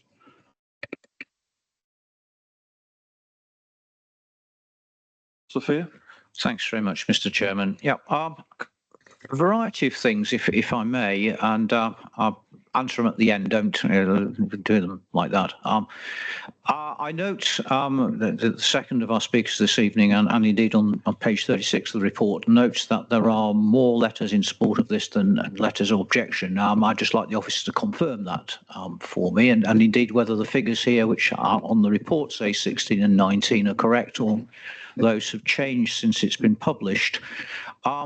There is a long planning history here, and it's one which is pretty hostile, isn't it, at the end of the day? I'd just like the officer to comment on the appeal cases that he's citing. Now, I'm looking at the map there, and I'm correct, I think, in saying that the red circle is where the application is, and the blue circle is where the officer feels is the most appropriate appeal. I mean, one thing that strikes him immediately is that the blue circle is on the edge of a pre-existing estate. I mean, the circumstances look to me quite different in that regard. Is that true of the other cases that have been cited? Because I know that the current government has rigged the MPPF to say that we can't object to merger of small sites in particular. So perhaps there is no argument to say that a building here is encouraging the growth across fields there of Baldwinsgate proper with that estate. But I mean, there does seem to me to be quite a different set of circumstances from this particular application site and the location of the site with the blue circle. Thank you, Councillor Fear. So with the blue circle, that obviously does relate more to an existing sort of estate, but there isn't any services or facilities, or certainly very, very limited services within that estate. It is purely residential. Now, the other appeal sites, that they do fall beyond this map, but they relate to sites such as Rose Cottage, which is to the south of Baldwinsgate. We also have an application at Slater's, which was approved recently, and there's an appeal next to Slater's as well, and they're not seen in context really with small clusters of dwellings. Really, that they are quite isolated in nature, so that they are similar in that respect to this current application. To be fair, though, Slater's could be classed as brownfield, couldn't it? I mean, there were buildings, significant buildings there previous to the application that was passed. Could you just comment on letters as well, please, because that was a point that was raised.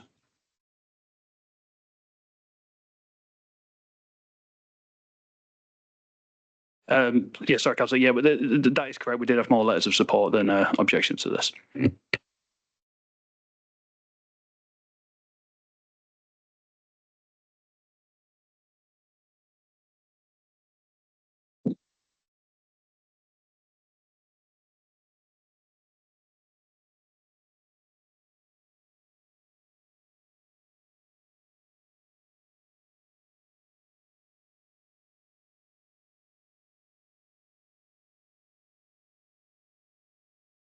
Councillor Hutchins. Yeah, thanks, Chair. This site to me is in open countryside and doesn't relate well in any way to any existing settlement plan. Does the proposal conflict with the MPPF on sustainable development and reducing car dependency? And the first speaker, I think, mentioned there'd been 3 previous planning applications in this area that had all been refused, gone to appeal, and then the appeal was the refusal was upheld. So what's really changed with those 3 to now? And just final clarification on the 700 metres, I think, the walk to Baldwin's Gate, which is what the first speaker said, with no safe or suitable pedestrian route.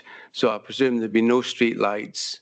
We're on a 60-mile-an-hour road here, and expecting people to walk along a 60-mile-an-hour road with no street lighting for 70 metres to get to Baldwin's Gate. It just seems, why are we doing this? Thanks. I mean, the fundamental thing that's changed is that appeal to the north. So all the points you listed then, but I certainly appreciate that, is far from ideal. But in granting that application to the north, the inspector still, considered all those points and considered them to be acceptable. So from an officer's perspective, it's very difficult for us to say it's not acceptable. We might not agree with that appeal decision, but we have to respect it. I'll just ask you a couple more things, Mr. Chairman. One running on from that, really. So no, if Councillor Hutchinson wishes to speak more, I don't wish to cut across him. No, I was just going to echo something Councillor Fear said earlier. To me, the red circle is very different to the blue circle. I don't think they're connected in any way whatsoever. So any decision on the blue circle, I don't think should affect the red circle. Okay, thank you. Councillor Fee and then Councillor Brown. Okay, well, this is really just to develop what Councillor Hutchinson was saying, which is, again, I'd like the officer's comment on this because I think I know the trend of current government policy, but there does seem to be here a much more obtrusive build into open countryside than something which was on the edge of what could be said to be in a state's envelope. I mean, they're rather different things. The other thing, just to make sure that all members are happy with this, when we had the thing introduced, we saw an indicative drawing. Could I ask how many of those matters are reserved, or is that actually just brutally put a pure fiction, or could be a pure fiction? In other words, is there any of that which is settled tonight, including the access, or is it all just up in the air? I'll start with the visual impact. So visual impact is subjective, obviously, and I appreciate objectors of the scheme probably won't agree with me at this point, but this is the application site in question. So we've got a couple of dwellings clustered around it. You can see in the bottom left one, there's a dwelling, and then the top right as well. This next photo is the appeal site further to the north, which was the one approved. So there are dwellings further to the south of that, there are to the north, but it was essentially an open field. Officers consider that the harm associated with that site is equal to, if not worse than, what is proposed under this current application. Could I just ask, Charles, which way is the camera pointing there? Is that pointing towards the estate that's on the map, or pointing down the road? It's pointing south. In that case, it's not really a just comparison, is it? I mean, let's be honest.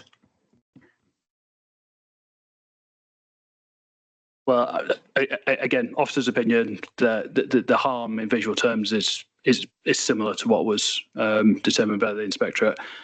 With regarding the actual details set out on the scheme, so it's just the access. So the rest of it is purely indicative. So we don't know exactly what it would look like. Again, if I just may, when you say the access, is that the 3 accesses that I see there onto the road, or just the central one which goes down to the rear?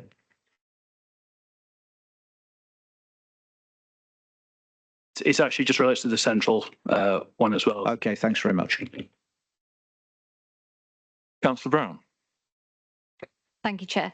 I think Councillor Fear touched on it in terms of this is outlying permission and some of the concerns raised by the highways authorities in terms of visibility displays, page 36. Would they be covered by conditions further down the line?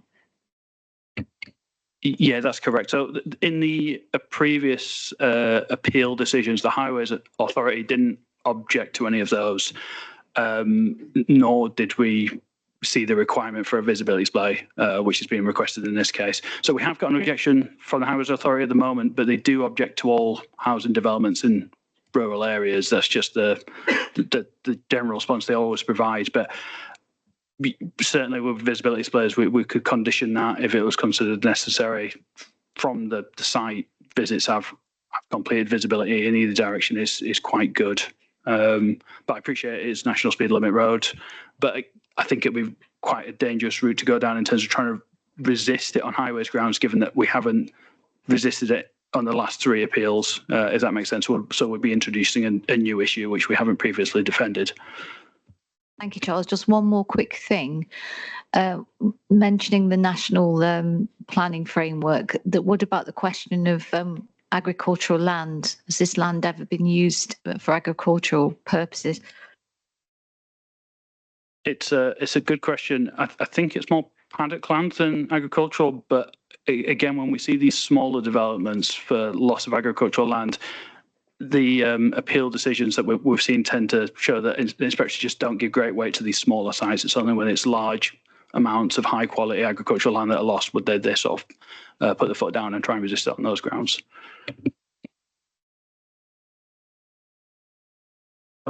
Yeah, just to make a point, Mr. Chairman, I think we're in a ridiculous situation. Well, we haven't got a 5-year housing land supply. We've got to build so many self-builds within the borough. That comes into it. There's a development down the road that we talked about 2 applications that they can't sell their properties. You know, that's why they want to come down from, well, they want to go up from 50 to 100. But in a situation here where you give planning permission, where self-build could have gone on the estate in Baldwin's Gate. But again, people, they what they want, but we find it a ridiculous situation. And I mean, I think we've got to go with the officers, but I'm against it really, Mr. Chairman. But upon what grounds, I find it difficult to put. Thank you. Thank you, Councillor Williams. Any other comments, please? Councillor Crisp. Thank you, Chair. I was wondering, the officers tell us about the neighbouring properties and how the people living there sort of get on with day-to-day life. Sorry, Councillor, can you be a little bit more specific? In terms of sustainability, there's already people living there. Highways and roads and walking into Baldwin's Gate. I mean, I can't say for certainty, but I presume they'd be reliant on the use of private vehicles essentially to do that. You do see walkers on Manor Road, but living in that location, I'd imagine they'd use vehicles to access most services in the local area.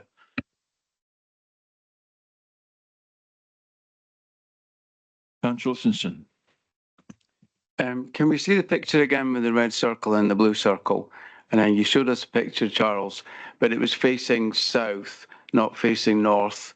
Could we get, have you got any pictures facing, because I'm sure that the blue circle is next to a lot of properties, whereas the red circle that we're looking at, to me, that's open countryside. And I don't think we need 3 self-builds. I think the benefit's not going to outweigh the harm, in my opinion. I just feel we've not got proper 360-degree pictures where the blue circle is to compare. I mean, I could show a street view from Google if that would help, just to set the context for it. Essentially, the development that you can see on the plan is behind the photographer. So the field that you saw that Charles displayed, that was the site with the blue circle on. Behind there is the housing development that you could see on the plan.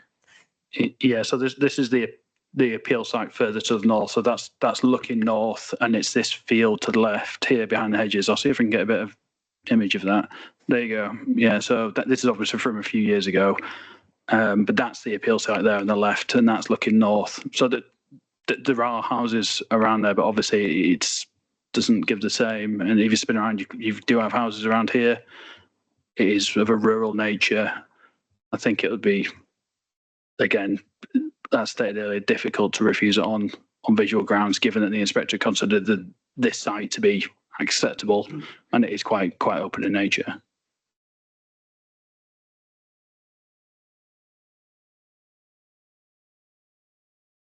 And this is the one looking south.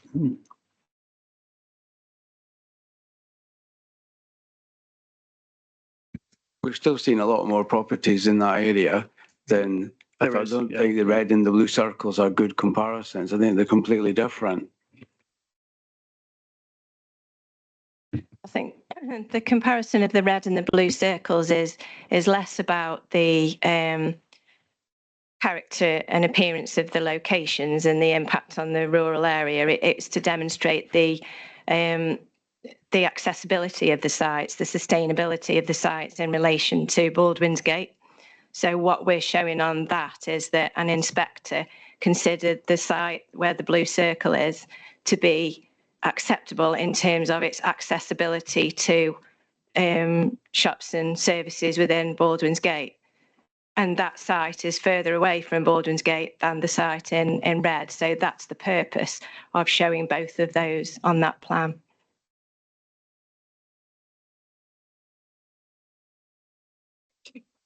Is that clear, Councillor? Basically saying that the argument for sustainability has been made effectively by the appeal that are taking place in that vicinity. And as we've seen in loggerheads and other areas in the open countryside, the inspectors always come back and said sustainability isn't an issue because people can use cars. And unfortunately, despite us refusing them, they've always been overturned on those grounds. So this one being in the close vicinity of a recent appeal that went by the inspector, accepted that this area in particular, open countryside, is sustainable because people will rely on transport from their own making, i.e. reliance on a motor car. So we can't prove that that's the issue. So unless you've got another reason, we can't really defend it.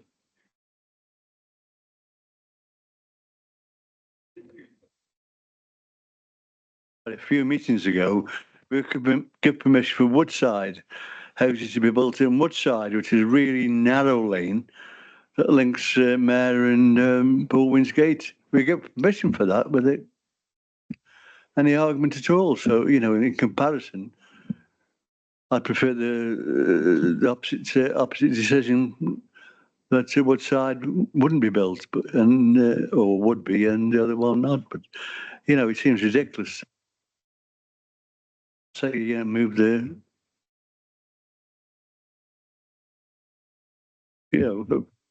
thank you. And I just ask on the visibility displays. We're told we should take note of actually worrying the highways are saying, there's the experts. And yet our planning department is telling us there isn't really an issue. And Charles has actually said that. No, I'm sorry, but how can you ask us to vote for something? There's total difference in what's it, we can't refuse it for the highways, and yet you're asking us for you saying the visibility displays and the experts are telling us we need them. I'm sorry, I'm confused on that one. I think the Highway Authority give views ordinarily on the safety aspects and overdevelopment, but they also give views on the sustainability of a location. So on any scheme that is within the open countryside, the Highway Authority object on the grounds that it's an unsustainable location. But as the local planning authority, we have to consider that in the round with lots of other issues, which is about the need for housing, etc. And so, notwithstanding the Highway Authority's views about the sustainability or otherwise of the scheme, we are recommending approval for the reasons set out. But what they're also saying here is they do have issues with the highway safety aspect, which, as you've stated, is to do with the visibility displays. But the justification that Charles gave for us not agreeing with the Highway Authority in this case is because the 3 previous schemes on this site, the Highway Authority had no objections. They didn't require visibility displays. So we have to ensure that we are being consistent. So if we were to now, there's been no material change in planning circumstances in terms of the access, the road. So if we were to now refuse this on the grounds of highway safety, when there's been 3 previous schemes that highway safety wasn't an issue, we would be found to be inconsistent. So that's why we are not agreeing with the Highway Authority in this case. So I hear what you're saying. We seem to be saying we agree with them on one and we don't on another. But the report and Charles in speaking gave the particular reasons why that's the case in this instance.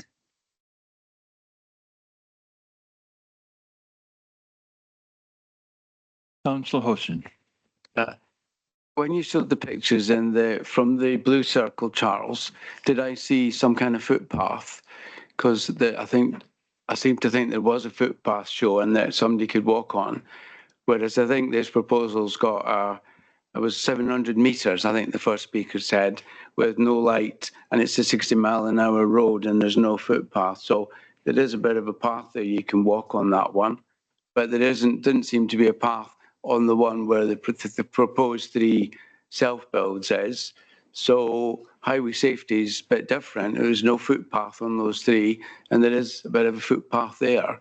No, This is actually the one from Farcroft, so it's a kind of similar arrangement. To be honest, there is a. I'm not sure I'd go as far as calling it a footpath. It's a grass verge, so it's not a recognised thing. But you know, you do have the option to walk on that rather than the road if you wish to. So it's similar in that respect. Okay, I think we've heard some comments tonight. I've only had one proposal at the moment, and that's to approve the scheme from Councillor John Williams. Is there any other counter proposals we wish to be taken into account? Okay, in that case then, I'll take that, Councillor Williams. Do I see a seconder? Councillor Crisp. Thank you. So we're now going to vote to approve the scheme as written. Can I see a show of hands, please, in support of this?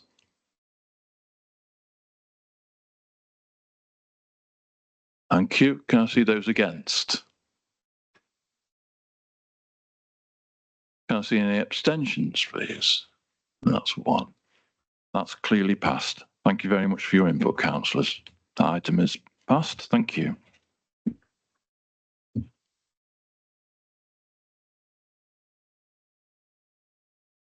Moving on to agenda item 7. Wait for the public gallery to quieten down.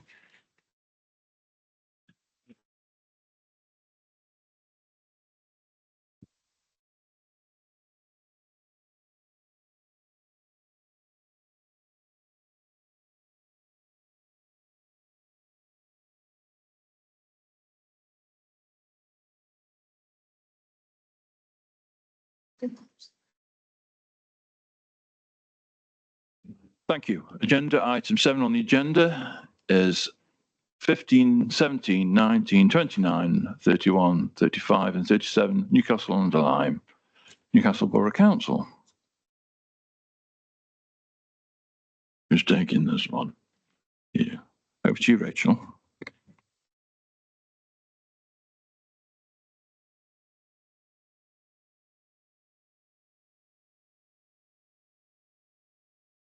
Thank you, Chair. So this is an application that seeks full planning permission for the installation of replacement shopfront windows and doors on 7 retail units on Merrill Street within the town centre. The reason that this relatively straightforward scheme is before you is because it's an application by the council. So the units are located within the town centre conservation area. So the ground floor of the unit, currently comprise large steel-framed, single-glazed shopfront windows and timber doors. To improve the external appearance and thermal performance of the building, the proposal is to replace the existing fenestration with aluminium frames. The windows will be the same style, appearance, material and finish as those already installed in other units along Merrill Street, the applications for which did come before the committee last year. So the Conservation Officer and the Conservation Advisory Working Party have no objections to the proposal. So just just show you on the plan. So you can see you've got a group of 3 buildings there. You've got the Fog Street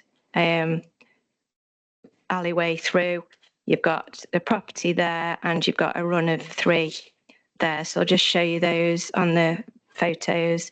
So the ones to the far left are these 3 units here. Then we've got the butchers. That was the single unit. And then to the right is the 3 further units here. So this property here, for example, is one that's already had the improvements, which you can just see the black aluminium frame doorway there.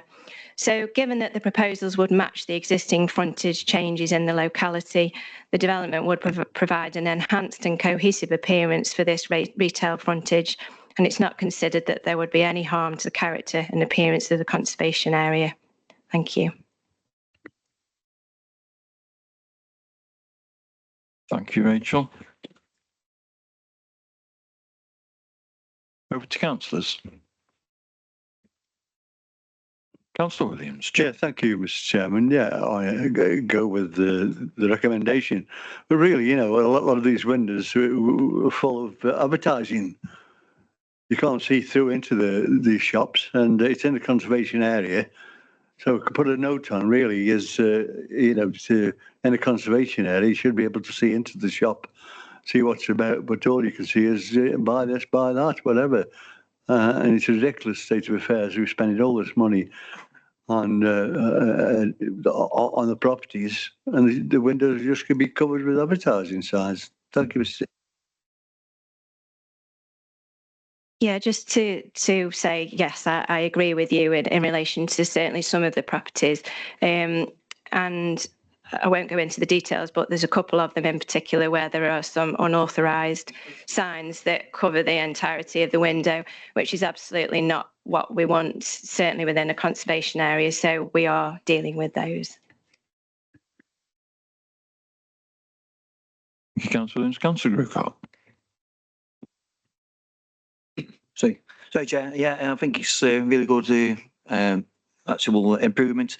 I think we should put this through there, Chair. Okay, thank you very much.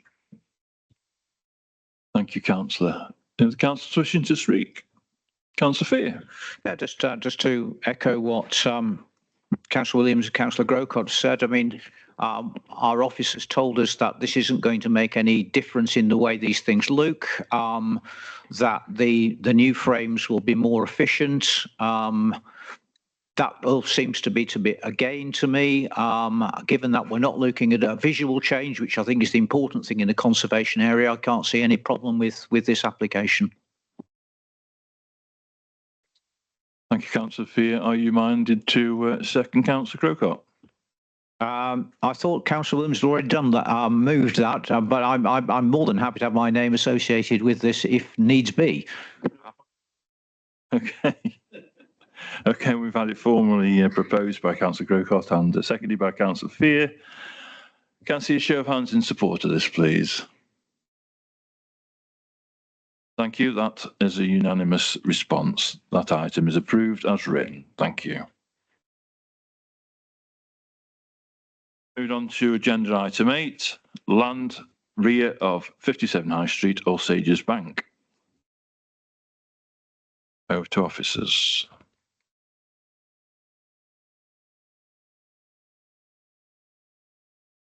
Yes, thank you, Chair. So this application seeks permission in principle for the erection of 5 to 9 dwellings on a parcel of land to the rear of 57 High Street in Osages Bank.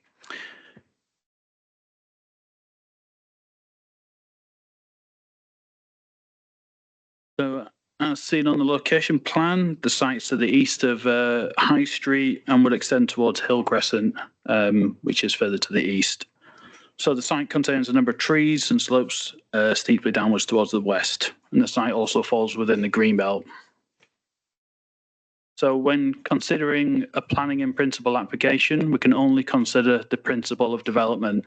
So if permission is granted, then a second application, referred to as a technical details consent, would need to then be submitted to address all matters relating to the site, such as visual impact, highways, ecology, ground conditions, and so on.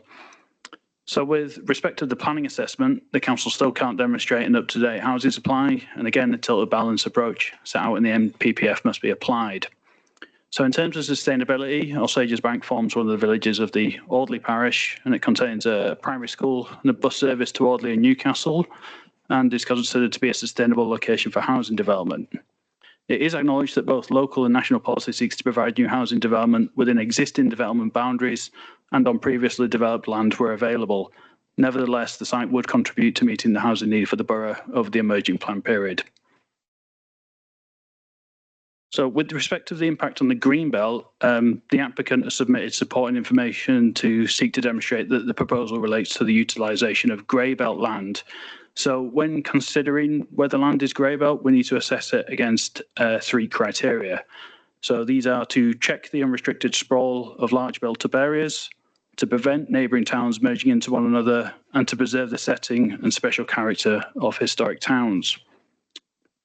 So national guidance notes that villages should not be classed as large built-up areas, and this definition should only be applied to towns or larger settlements. Furthermore, the application site is bounded by existing residential development to the west, and there are highways further to the south and east which would limit additional development, ensuring the proposal would not be at risk of creating unrestricted sprawl. So in regard to criteria B, there's no towns nearby the site which are at risk with merging with the settlement. The nearest town is Newcastle-under-Lyme, which is 2 kilometres to the east. And then regarding criteria B, as All Sages Bank is classed as a village, not a town, the proposal is in accordance with that requirement. So on that basis, it's concluded that the site constitutes as greybelt land, and the proposal is therefore an acceptable form of development in the Greenbelt. There's no other matters to consider at this stage, and so the proposal is therefore recommended for approval. Thank you. Thank you, Charles. I've got a number of speakers on this item. I'll take the objectors first. We've got Claire Fagan. Would you like to come forward, Claire?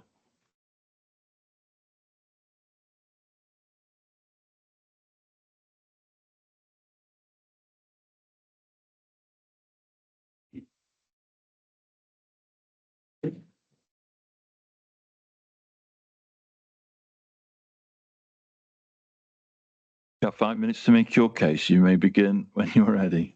Thank you. Good evening, councillors and chair. Firstly, I'd like to introduce myself. My name is Claire Fagan, and I've been a resident in All Sages Bank for over 18 years. My parents, who are also in attendance today, have resided in All Sages Bank for over 25 years. I would like to thank you in advance for listening to my objection. I strongly object to this development as it does not form part of greybelt land. In my opinion, this land is still greenbelt land. Greybelt land is either previously developed brownfield, industrial sites or other degraded land. This proposed development land status is following the single dwelling that has already been erected onto the land, thus allowing the land to be changed to greybelt rather than greenbelt land. However, this land in principle still remains as greenbelt land. The proposed 9 dwellings would fall under one of the greenbelt golden rules, such as restricting sprawl of this small but beautiful village. If this development is allowed to proceed, this would mean that the joining villages become one, Alma End and All Sages Bank, losing this tight community feel. There are many objections and comments, as you will see from the planning portal, from the local residents expressing the same concern for our village setting and the negative impact that such a development would have upon us all. I ask the question, why would this development proceed any further than here at the planning and principle stage? The negative impact of this development far outweighs the positive impact, and I urge you to ask yourselves this very same question if this was your village and how you would feel. This is not a poorly performing greenbelt site. This alone provides a strong reason for restricting development here. The government explains that greybelt definition deliberately excludes land that has not previously been developed. So how have the planning authorities identified this as greybelt land within their local plans? This does not align with the government definition. Golden Rules, paragraphs 155 and 156 in the MPPF, proposed developments must adhere to specific golden rules, including making good use of the land, not causing substantial harm, and improving the local environment as outlined in the MPPF. Now, could you please explain to me how this proposed development is making improvement to this land? On the contrary, it would clearly sprawl our beautiful village I reiterate again that the concerned development is not a poor performing greenbelt site. It is simply just a rundown site conditioned by the owner after having spoken to many local residents wanting to assist in safeguarding our local community from encroachment. In essence, the grey belt concept provides a pathway for development on underperforming greenbelt sites. And as I have outlined, under no circumstances is this site underperforming. I believe that the objection should be to assist in safeguarding the countryside and our lovely village from encroachment.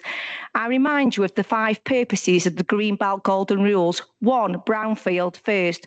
2, boost public services and infrastructure. 3, affordable homes. 4, improve green spaces. 5, protect genuine greenbelt. For the purposes of this planning in principle, I ask you to focus your attention on these key points. This site is far from being a brownfield site. Secondly, there will be no boost to public services and infrastructure. In fact, further pressure will only be applied by this development succeeding. Thirdly, there will be no affordable housing impacted by this development.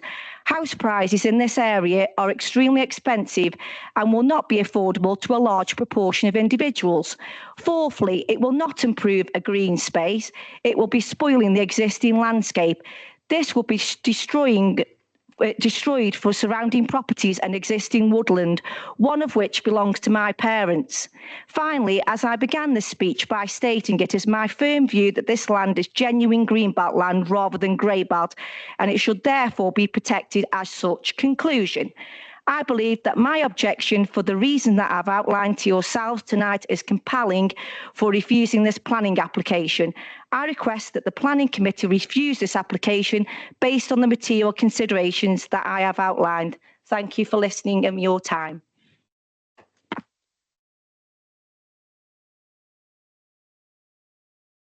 Contribution, you may resume your seat. Thank you.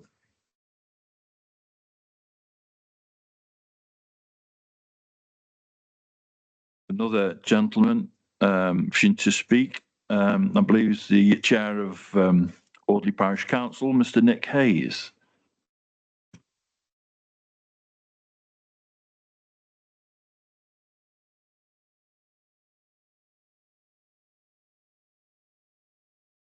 May begin when you're ready, Mr. Hayes. Maybe remind you after 4 minutes, so you have a minute remaining. Thank you, Mr. Chairman. Just before I start, I'd like to make everybody know that Mr. Charles Winnett is already in receipt of an electronic copy of what I'm about to read. So on behalf of Audley Rural Parish Council, and having now fully considered the comments in the officer's report and supplementary report, which recommends approval, I would like the members of the Planning Committee to consider the following information. First of all, housing supply. Case law, including Red Hill Aerodrome Limited versus Secretary of State 2014, EWCA Civ 1386, and Gallagher Homes versus Solihull MBC 2014 as well, EWHC admin, confirms that a housing land supply shortfall is not in itself a very special circumstance. It does not override the strong protection afforded to Greenbelt land. Notwithstanding this, the lack of 5-year housing supply is not a material consideration that warrants approval of the application in any case, because it conflicts with the growth strategy of the adopted local plan, and the benefit of providing only 5 to 9 dwellings is significantly and demonstrably outweighed by the harm it would cause of inappropriate development in the Greenbelt. There are no material considerations to indicate that the plan should not be followed. Paragraph 12 of the NPPF states that the presumption in favour of sustainable development does not change the statutory status of the development plan as a starting point for decision making. Where a planning application conflicts with an up-to-date development plan, including any neighbourhood plans that form part of the development plan, permission should not usually be granted. Local planning authorities may take decisions that depart from an up-to-date development plan, but only if material considerations in a particular case indicate that the plan should not be followed. The proposed site is entirely outside of a defined settlement boundary within the open countryside and would be in conflict with the Audley Rural Neighbourhood Plan. The Audley Rural Neighbourhood Plan makes it clear on page 18 how the national plan and emerging local plan, the neighbour plan and emerging local plan meet the housing figure for the plan period. This is a material consideration, and AMP1 clause 1 is, Audley Neighbourhood Plan Clause 1 is relevant to this, as any additional growth beyond emerging strategic site allocations will be subject to this policy. The officer report suggests that there is no current up-to-date plan or policies. Clearly, this is an error, as evidenced above, and making it a decision based on this assumption could be unlawful. In light of the above, Audley Rural Parish Council would request that the decision of the Planning Committee is to refuse permission in principle, or if not, defer the decision to consider this information fully. If the decision is to recommend approval, then legal advice may be sought in order to consider a legal challenge. Thank you.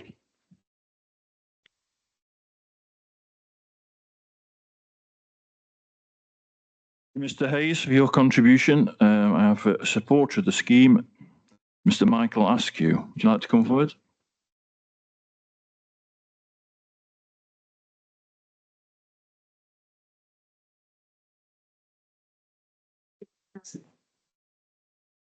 Thank you, Mr. Askew. You've got 5 minutes to make your case. Thank you, Chair. My name is Michael Askew and I'm speaking on behalf of the applicants. Members may recall a similar grey belt permission in principle that Pepper Street Keel approved at this committee last November. The proposal before you shares many of the same characteristics, and again your officers are recommending approval. This site is located in a highly sustainable location on the edge of Alsager's Bank. The site is located within convenient walking distance of a wide range of services. It is located directly adjacent to 2 bus stops which run to Audley, Newcastle Town Centre and Stoke-on-Trent. The site is situated just outside of the village settlement boundary.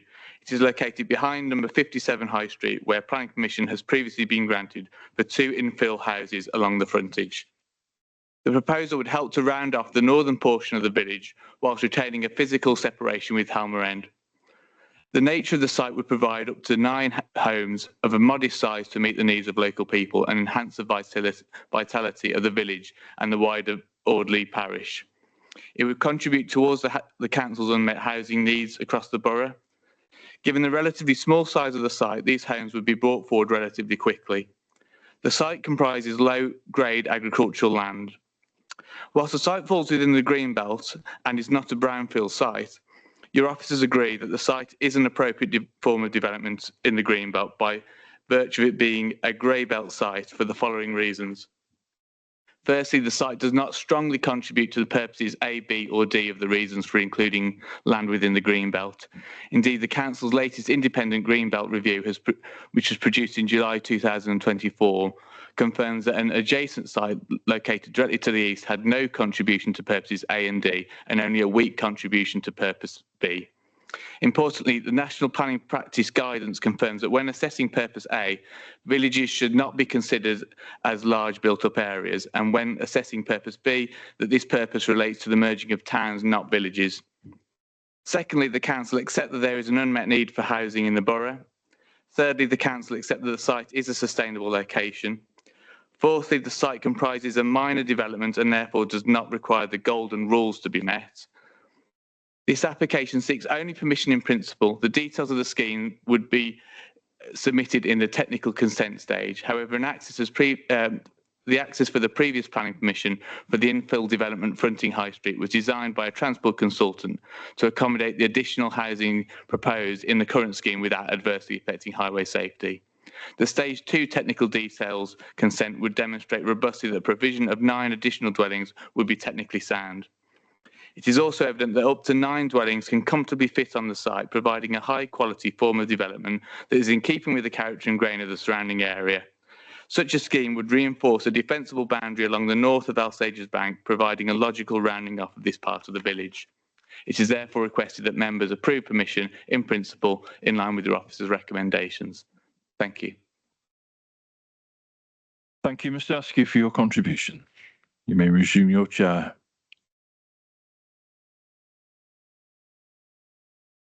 Want to say anything on that? Okay. Over to officers. Thank you, Chair. Just for clarity on a couple of those points. So grey belt land doesn't need to be previously developed land. There's no requirement of that in the NPPF. It's obviously just those criteria we looked at earlier. With respect to the golden rules, they are in the NPPF, but they only apply to major developments. This isn't a major development. It's a minor development by definition. And also in respect of the comments made by the parish council in respect of needing to demonstrate very special circumstances, if a site in question is considered to be grey belt land, then that is an appropriate form of development in the green belt. So it doesn't need to provide very special circumstances. Thank you. Thank you, Charles. Over to councillors.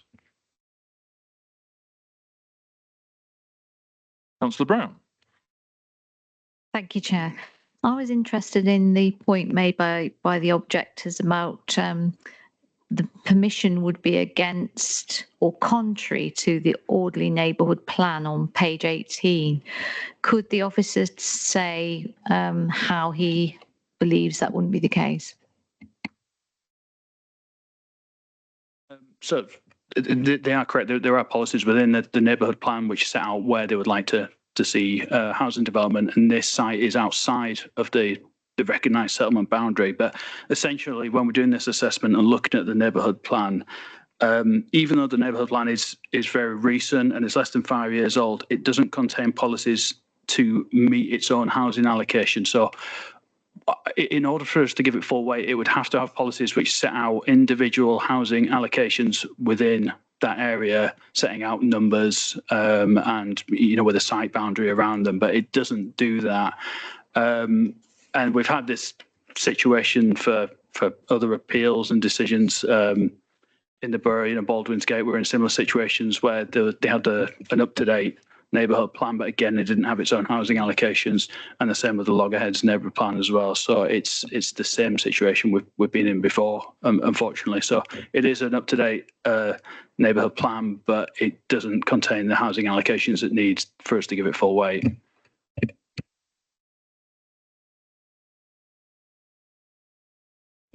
It could beg the question, what's the point of all the time and effort that goes into forming a neighbourhood plan, though, couldn't it?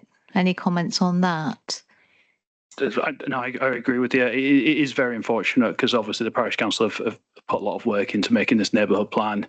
At the time when we have the new local plan adopted, then it will be in essentially we'll have an up-to-date housing supply, and it's sites like this which we could potentially resist. But up until that point, just relying on the neighbourhood plan, which has been assessed against our existing policies, we just can't give it that full amount of weight, unfortunately. It's a situation you see across the country, really, with neighbourhood plans. Councillor Crisp. Thank you, Chair. With respect to the neighbourhood plan, there was a very similar application down in Anwich Road. And I saw that you did give a lot of weight to the neighbourhood plan on that refusal. And that was because it was a designated green space. Now, this isn't.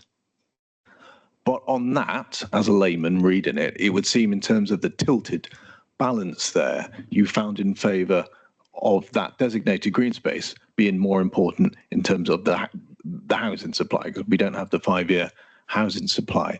So how did you come to that decision? And if you could give some weight to the neighbourhood plan on that basis, how can you not give it to it on the other things, and as in neighbourhood plan, they give priority to filling in gaps and in existing spaces between houses and so forth.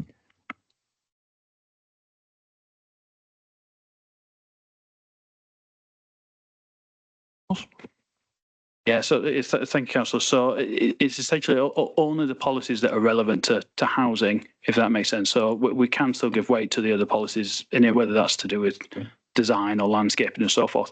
In the case you're referring to, that I think I know the one you mean, which is a case where the policy said strictly this is a green space. In the NPPF, it says with neighbourhood plans where they've allocated specific green spaces, that shouldn't be essentially built on, you know, and it is protected. So it's slightly different. It's not a housing allocation as such. That was more of a protective policy to make sure that that green space wasn't developed, if that makes sense. Councillor Chris, just come back on that.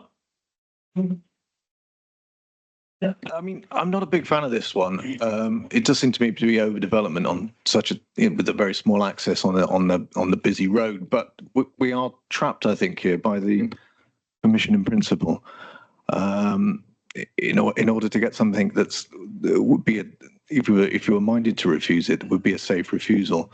I mean, the things are true that it is against the neighbourhood plan in terms of it going beyond the boundaries of the village and protecting the green spaces. But I feel that the weight of the lack of housing supply is probably going to nip that, which is why I'm thinking you've got to come up with something pretty good, I think.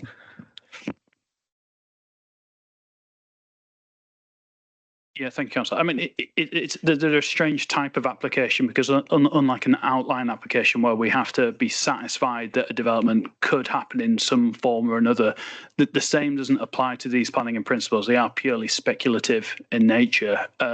So essentially, there might be fundamental issues with this site, which means it can't be developed. You know, there certainly could be highways issues, landscape, ecology reasons. But we're just very limited in terms of what kind of assessment we can do at this point. So it might be that something can never occur at the site, but we're just not in a position yet to fully consider that.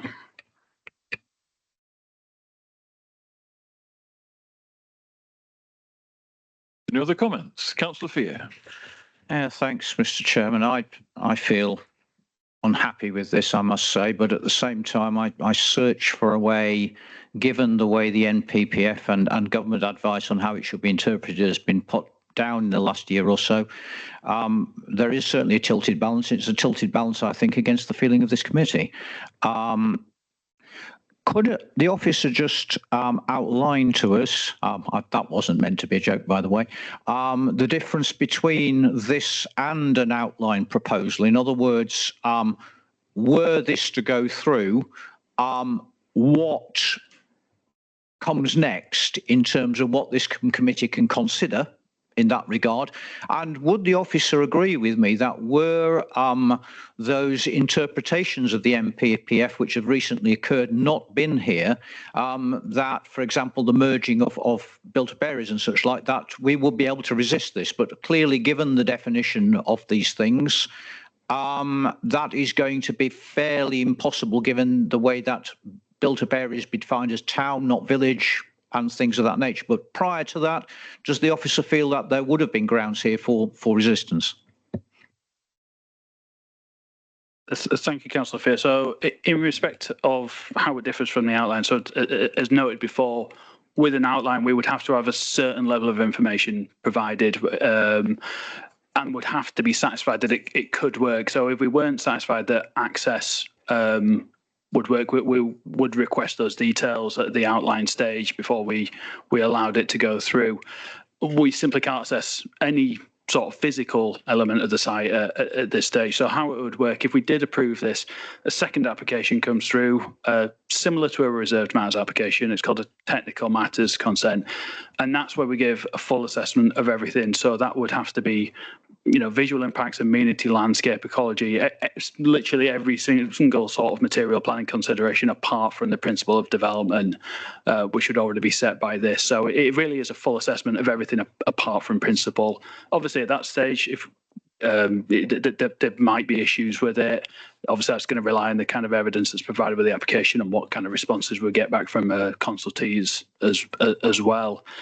With respect to the NPPF changes, it is unfortunate because it's these sort of sites which several months ago we probably could have looked to refuse and then successfully defended them at appeal. But the very limited criteria that the national government's provided in terms of what we can assess greenbelt and greybelt on really limits our options here.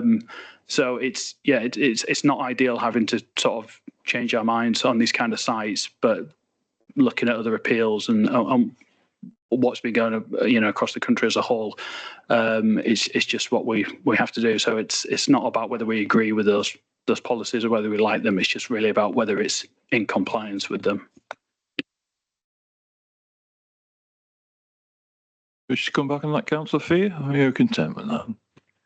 No, I hear what the officer says, and again, I note with sadness that it's those changes which have stopped the council being able to resist this sort of opportunism. I think the word opportunist was used earlier in the debate, and it seems to me a perfectly reasonable one to do so. Again, I'd just like to explore with the officer a little bit further the issue of numbers here. Again, are we saying with the principle of development that we will be content with the numbers proposed? In other words, were this to come back to us and people were to say, we feel this is overdevelopment on this site, will we be able to say, well, yeah, 5 but not 6 or 5 but not 9, or have we, by doing this evening, conceded this to 9? And if so, where does that number come from? Is that just plucked from the developers' ideas, or is there some science behind it?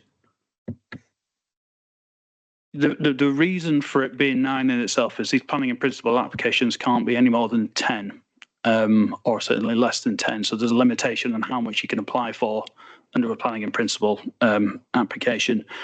So obviously, for the maximum number of dwellings that they could go for in this case. I mean, when looking at a technical matters application, we could refuse it on overdevelopment, but that would really come down to how the site was laid out and developed. Obviously, if there were very large houses and it appeared very overly developed and cramped, in terms of design, then we certainly could refuse it on that. But it's a kind of a difficult one to say until we see those technical details.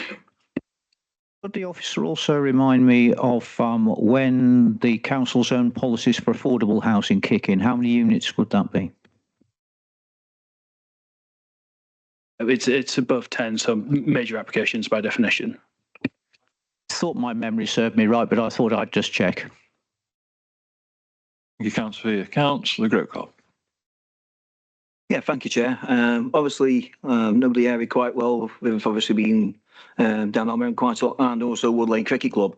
Obviously, I know a lot of things the officer put down where the comments aren't actually applicable to this one. One thing that was from, I think it was Ms Fagan originally, was about the condition of the land.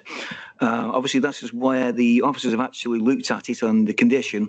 But if I remember rightly, I'm sure Ms Fagan said the original owner had been offered help to actually keep this land in proviso for good condition, but I've turned that down. So how does that actually work with our actual thought process? Because obviously from that point of view, would that not make that actually in not prime greenbelt land, but actually in greenbelt rather than actually turn to greybelt? Because obviously the condition has actually turned from the original occupier. Okay, thank you. I mean, it really just boils down to these criteria on the screen, to be honest. That's as far as the assessment can go. So it is extremely limited in terms of what we can assess it on, in terms of things like ground quality, things like that, and condition of it. It kind of goes beyond what we can look at, unfortunately. Quick one, yeah? Yeah, I understand what you're saying there, Charles, but once again, what I'm saying is the actual condition has been actually set up by the actual person who actually looks to sell the land on or whatever. So is that Is that correct, or how that works out under the NPPF? The condition of the land, though, what Charles is saying there is that it's irrelevant. It can be pristine, beautiful green fields, or it could be overgrown and being left to get into a state, and that's irrelevant because the only criteria that can be assessed are those three before you there. And they don't talk anything about the quality of that piece of land. So unfortunately, it's irrelevant whether somebody has purposefully let the land get into that state or not.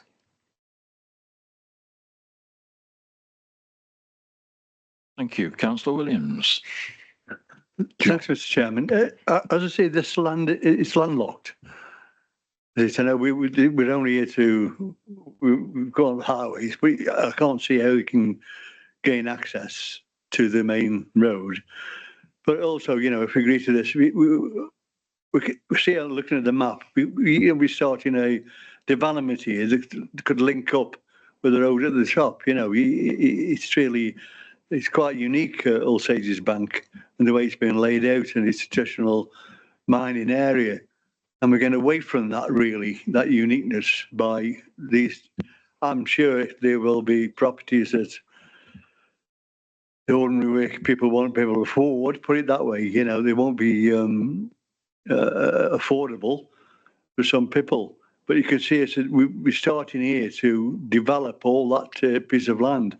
Many years ago, this planning committee went on a site visit from the top, went round the estate, and then walked down onto this in this area. At that time, they wanted to develop, and it was, you know, it was thrown out really. That you know, take the uniqueness away of All Sages Bank, and that's what I feel now. But if we get permission to look at possible building on that, where would the highway go in? Have they mentioned anything about highways? Could it, you know, just give us an idea? I know it might help us to make a decision. Thank you. I mean, again, access and highways would be something to come forward in the technical matters stage. From what I understand on the side, that there's obviously you can see on the plan there's a kind of there's a kind of grey wedge just here which is linked. So there's quite a large driveway off the highway, and I presume the applicant's intention would be to utilise that. So it's a straight run through. But again, it would be guesswork as well, to be honest, and we just won't be able to look at that yet.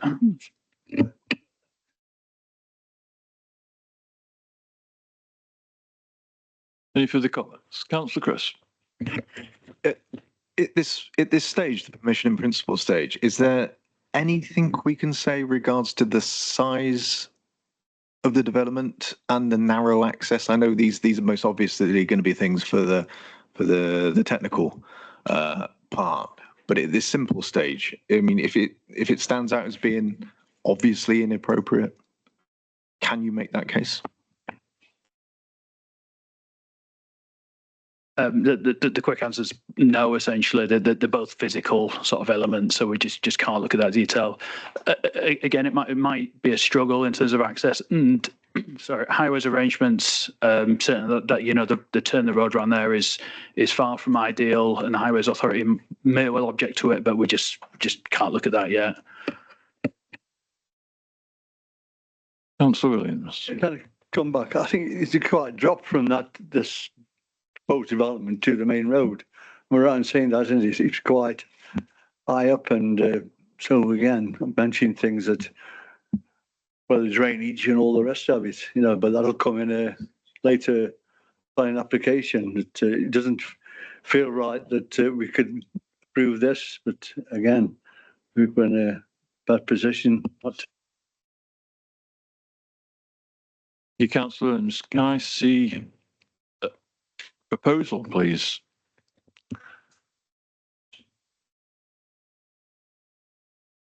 The council willing to propose for or against? I'll take either. Point. Okay.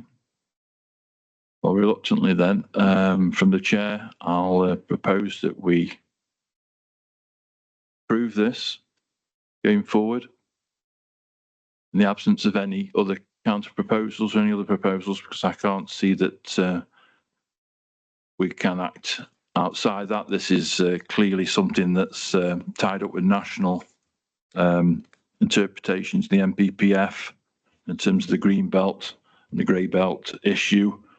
I'm not sure this is one for us actually to be able to decide properly. So reluctantly, I propose this as written tonight. Do I see a seconder? If not, a councillor proposal, then please.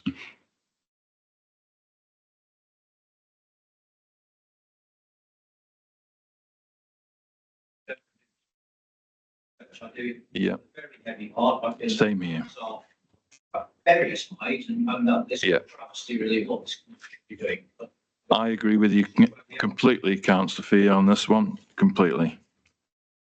So then we have a proposal and a seconder from Councillor Fee. Our hands are tied, but we have to make a decision nonetheless. Can I see a show of hands, please, to support this?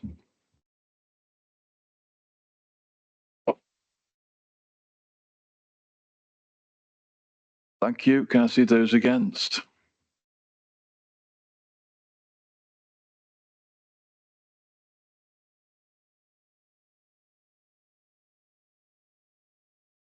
That's fallen, that's a proposal, but we need a reason if we're going to refuse this.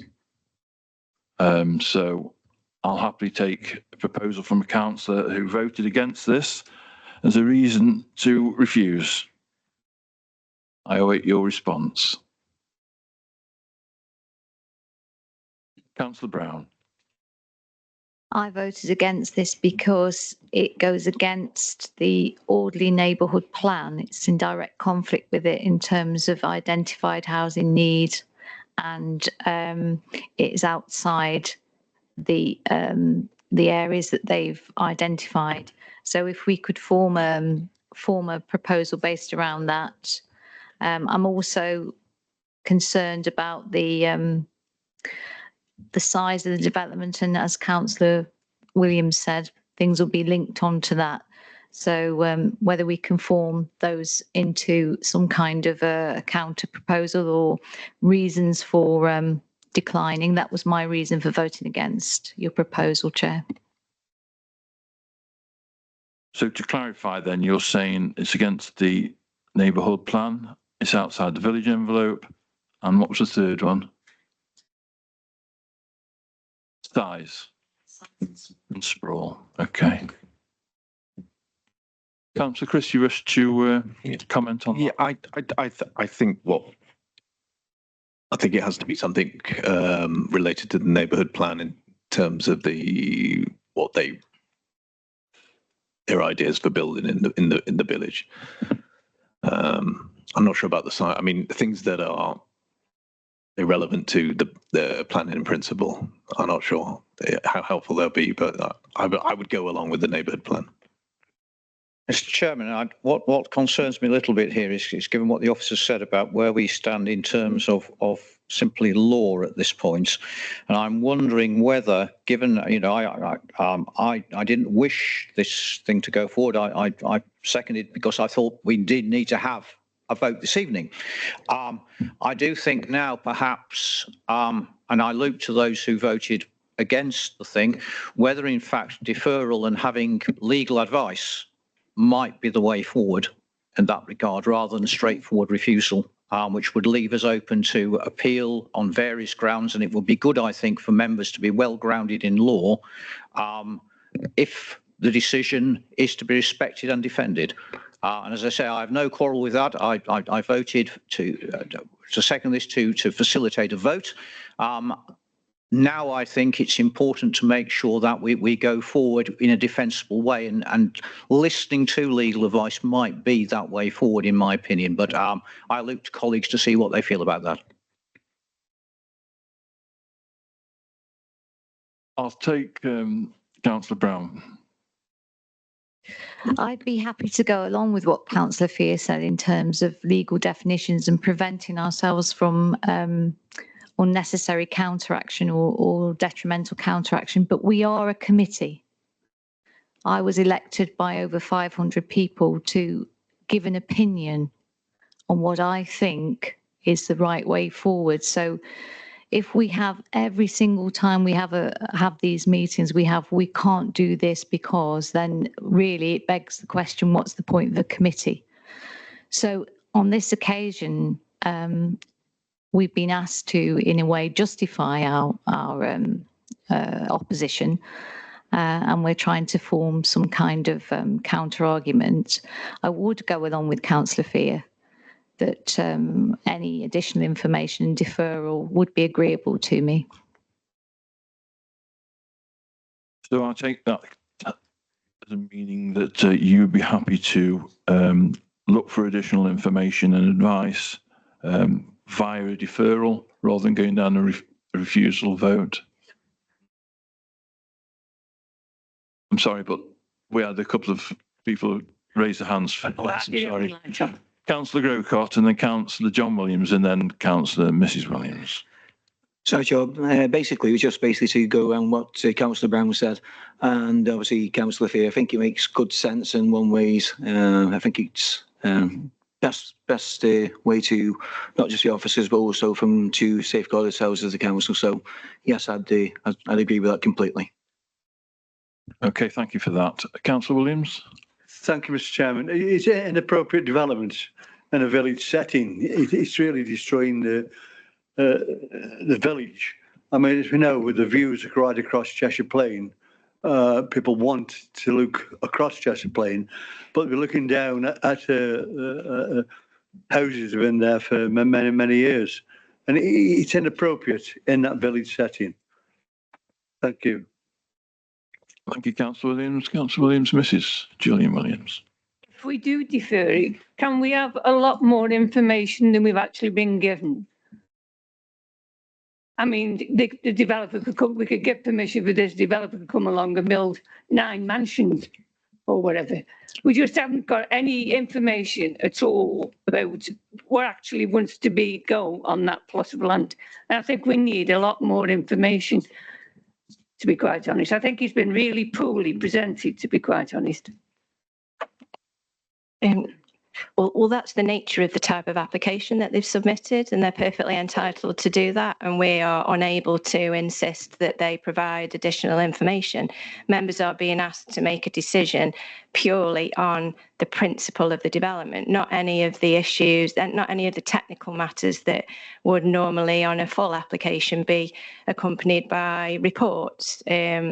So, we don't need any information on highways or contaminated land or trees or anything like that, because that's not part of this application. And this is a commonplace type of application. We've considered and determined others at this committee, and it's simply not possible for us to defer the application on the basis that we want more information about the actual scheme.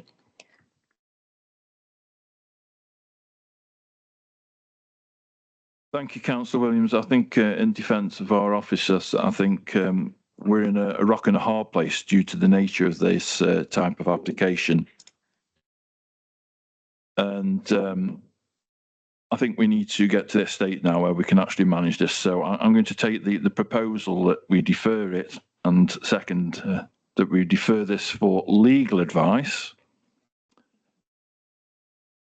Am I correct, councillors, in that assumption? Thank you.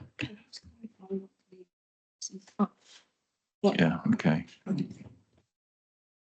Could I just ask, sorry, for clarification, what is it specifically that members want legal advice on?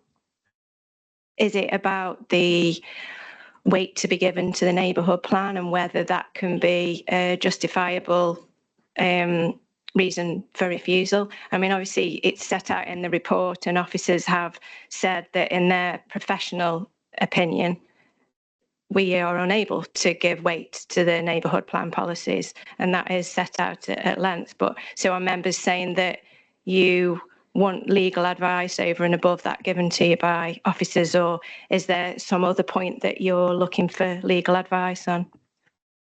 Councillor Fear, could you help with this one? I think you raised this issue, didn't you, about legal advice? Well, I think given, and again, I feel uneasy here because I'm not one of the councillors who voted down this proposal, but I mean, it seemed to me that a strong part of what was being said there by Councillor Brown in particular, I think, and I again, apologies if I'm misrepresenting her, she'll surely tell me if I am, that it was because of what is proposed by the Audley local neighbourhood plan, and that it runs counter to that feeling was so strong, and therefore I think being sure in our own minds of what the legal hierarchy of these plans are is really very important in that regard, because manifestly if we are wrong about a point of law, then we have no defence whatsoever. So I think it's very, very important to have a legal officer to go through that hierarchy to make sure that members feel justified in acting in this way. My hope is that our clarification will point in that direction, but I would like to hear it prior to proceeding to a vote. Yeah, I'm clear. Okay. Okay, Councillor Williams. To make the points, inappropriate development in the village setting. Well, that's can we give any weight to that? Or ask for legal advice on top of the neighbourhood plan? You know, I agree with you. We need something to say that. I mean, I don't think many committee members here are in favour of this particular development, but really want to say, you know, for the reason I've set out, it's inappropriate development in the village setting. Thank you. Well, the use of the phrase inappropriate development in relation to Greenbelt means something different to just saying that it's unacceptable development. So if you're saying that it's unacceptable development because of the harm to the character and appearance of the area, then that's not something that we can consider as part of this application, because we can only look at the principle of the location. And the impact on the character and appearance and the size of the site and the size of the development will all come at a later application. But yeah, if you're talking about inappropriate development in that respect, then yes, that would come later. If you're talking about inappropriate development by virtue of it being in the green belt and therefore inappropriate, that's not your officer's advice, because we consider that this is grey belt land, it therefore means that it's not inappropriate development. And Secretary, could I just ask a question? If we agreed, the officers tonight, would that give any weight then to the developer coming along to develop this piece of land? Only in respect of principal development. Everything else would still be up for complete assessment and debate. So it wouldn't give them any way in respect of, we would somehow say it's acceptable in design terms or anything like that. We would still give that a fresh assessment, if that makes sense. So no, it wouldn't give them any kind of benefit. Really. It's better to think of it as an assessment of one piece of the wider puzzle, if that makes sense. It doesn't give any weight to the rest of it. Yeah. Thank you, Councillor Williams. So we've had it formally proposed and seconded that we defer this in terms of obtaining legal advice relating to the application of the Naval Development Plan. Are we content to vote on this, councillors? Can I see a show of hands in support of that, please, for a deferral on those grounds? And that's unanimous. Thank you, councillors. Took a while, but we got there in the end. Okay, it brings us to agenda item 9, an old favourite, the 5 Bogs Cottages Keel. You'll see in the report the recommendation that the information be received. Are we content to receive this information and to keep it on the agenda in the future?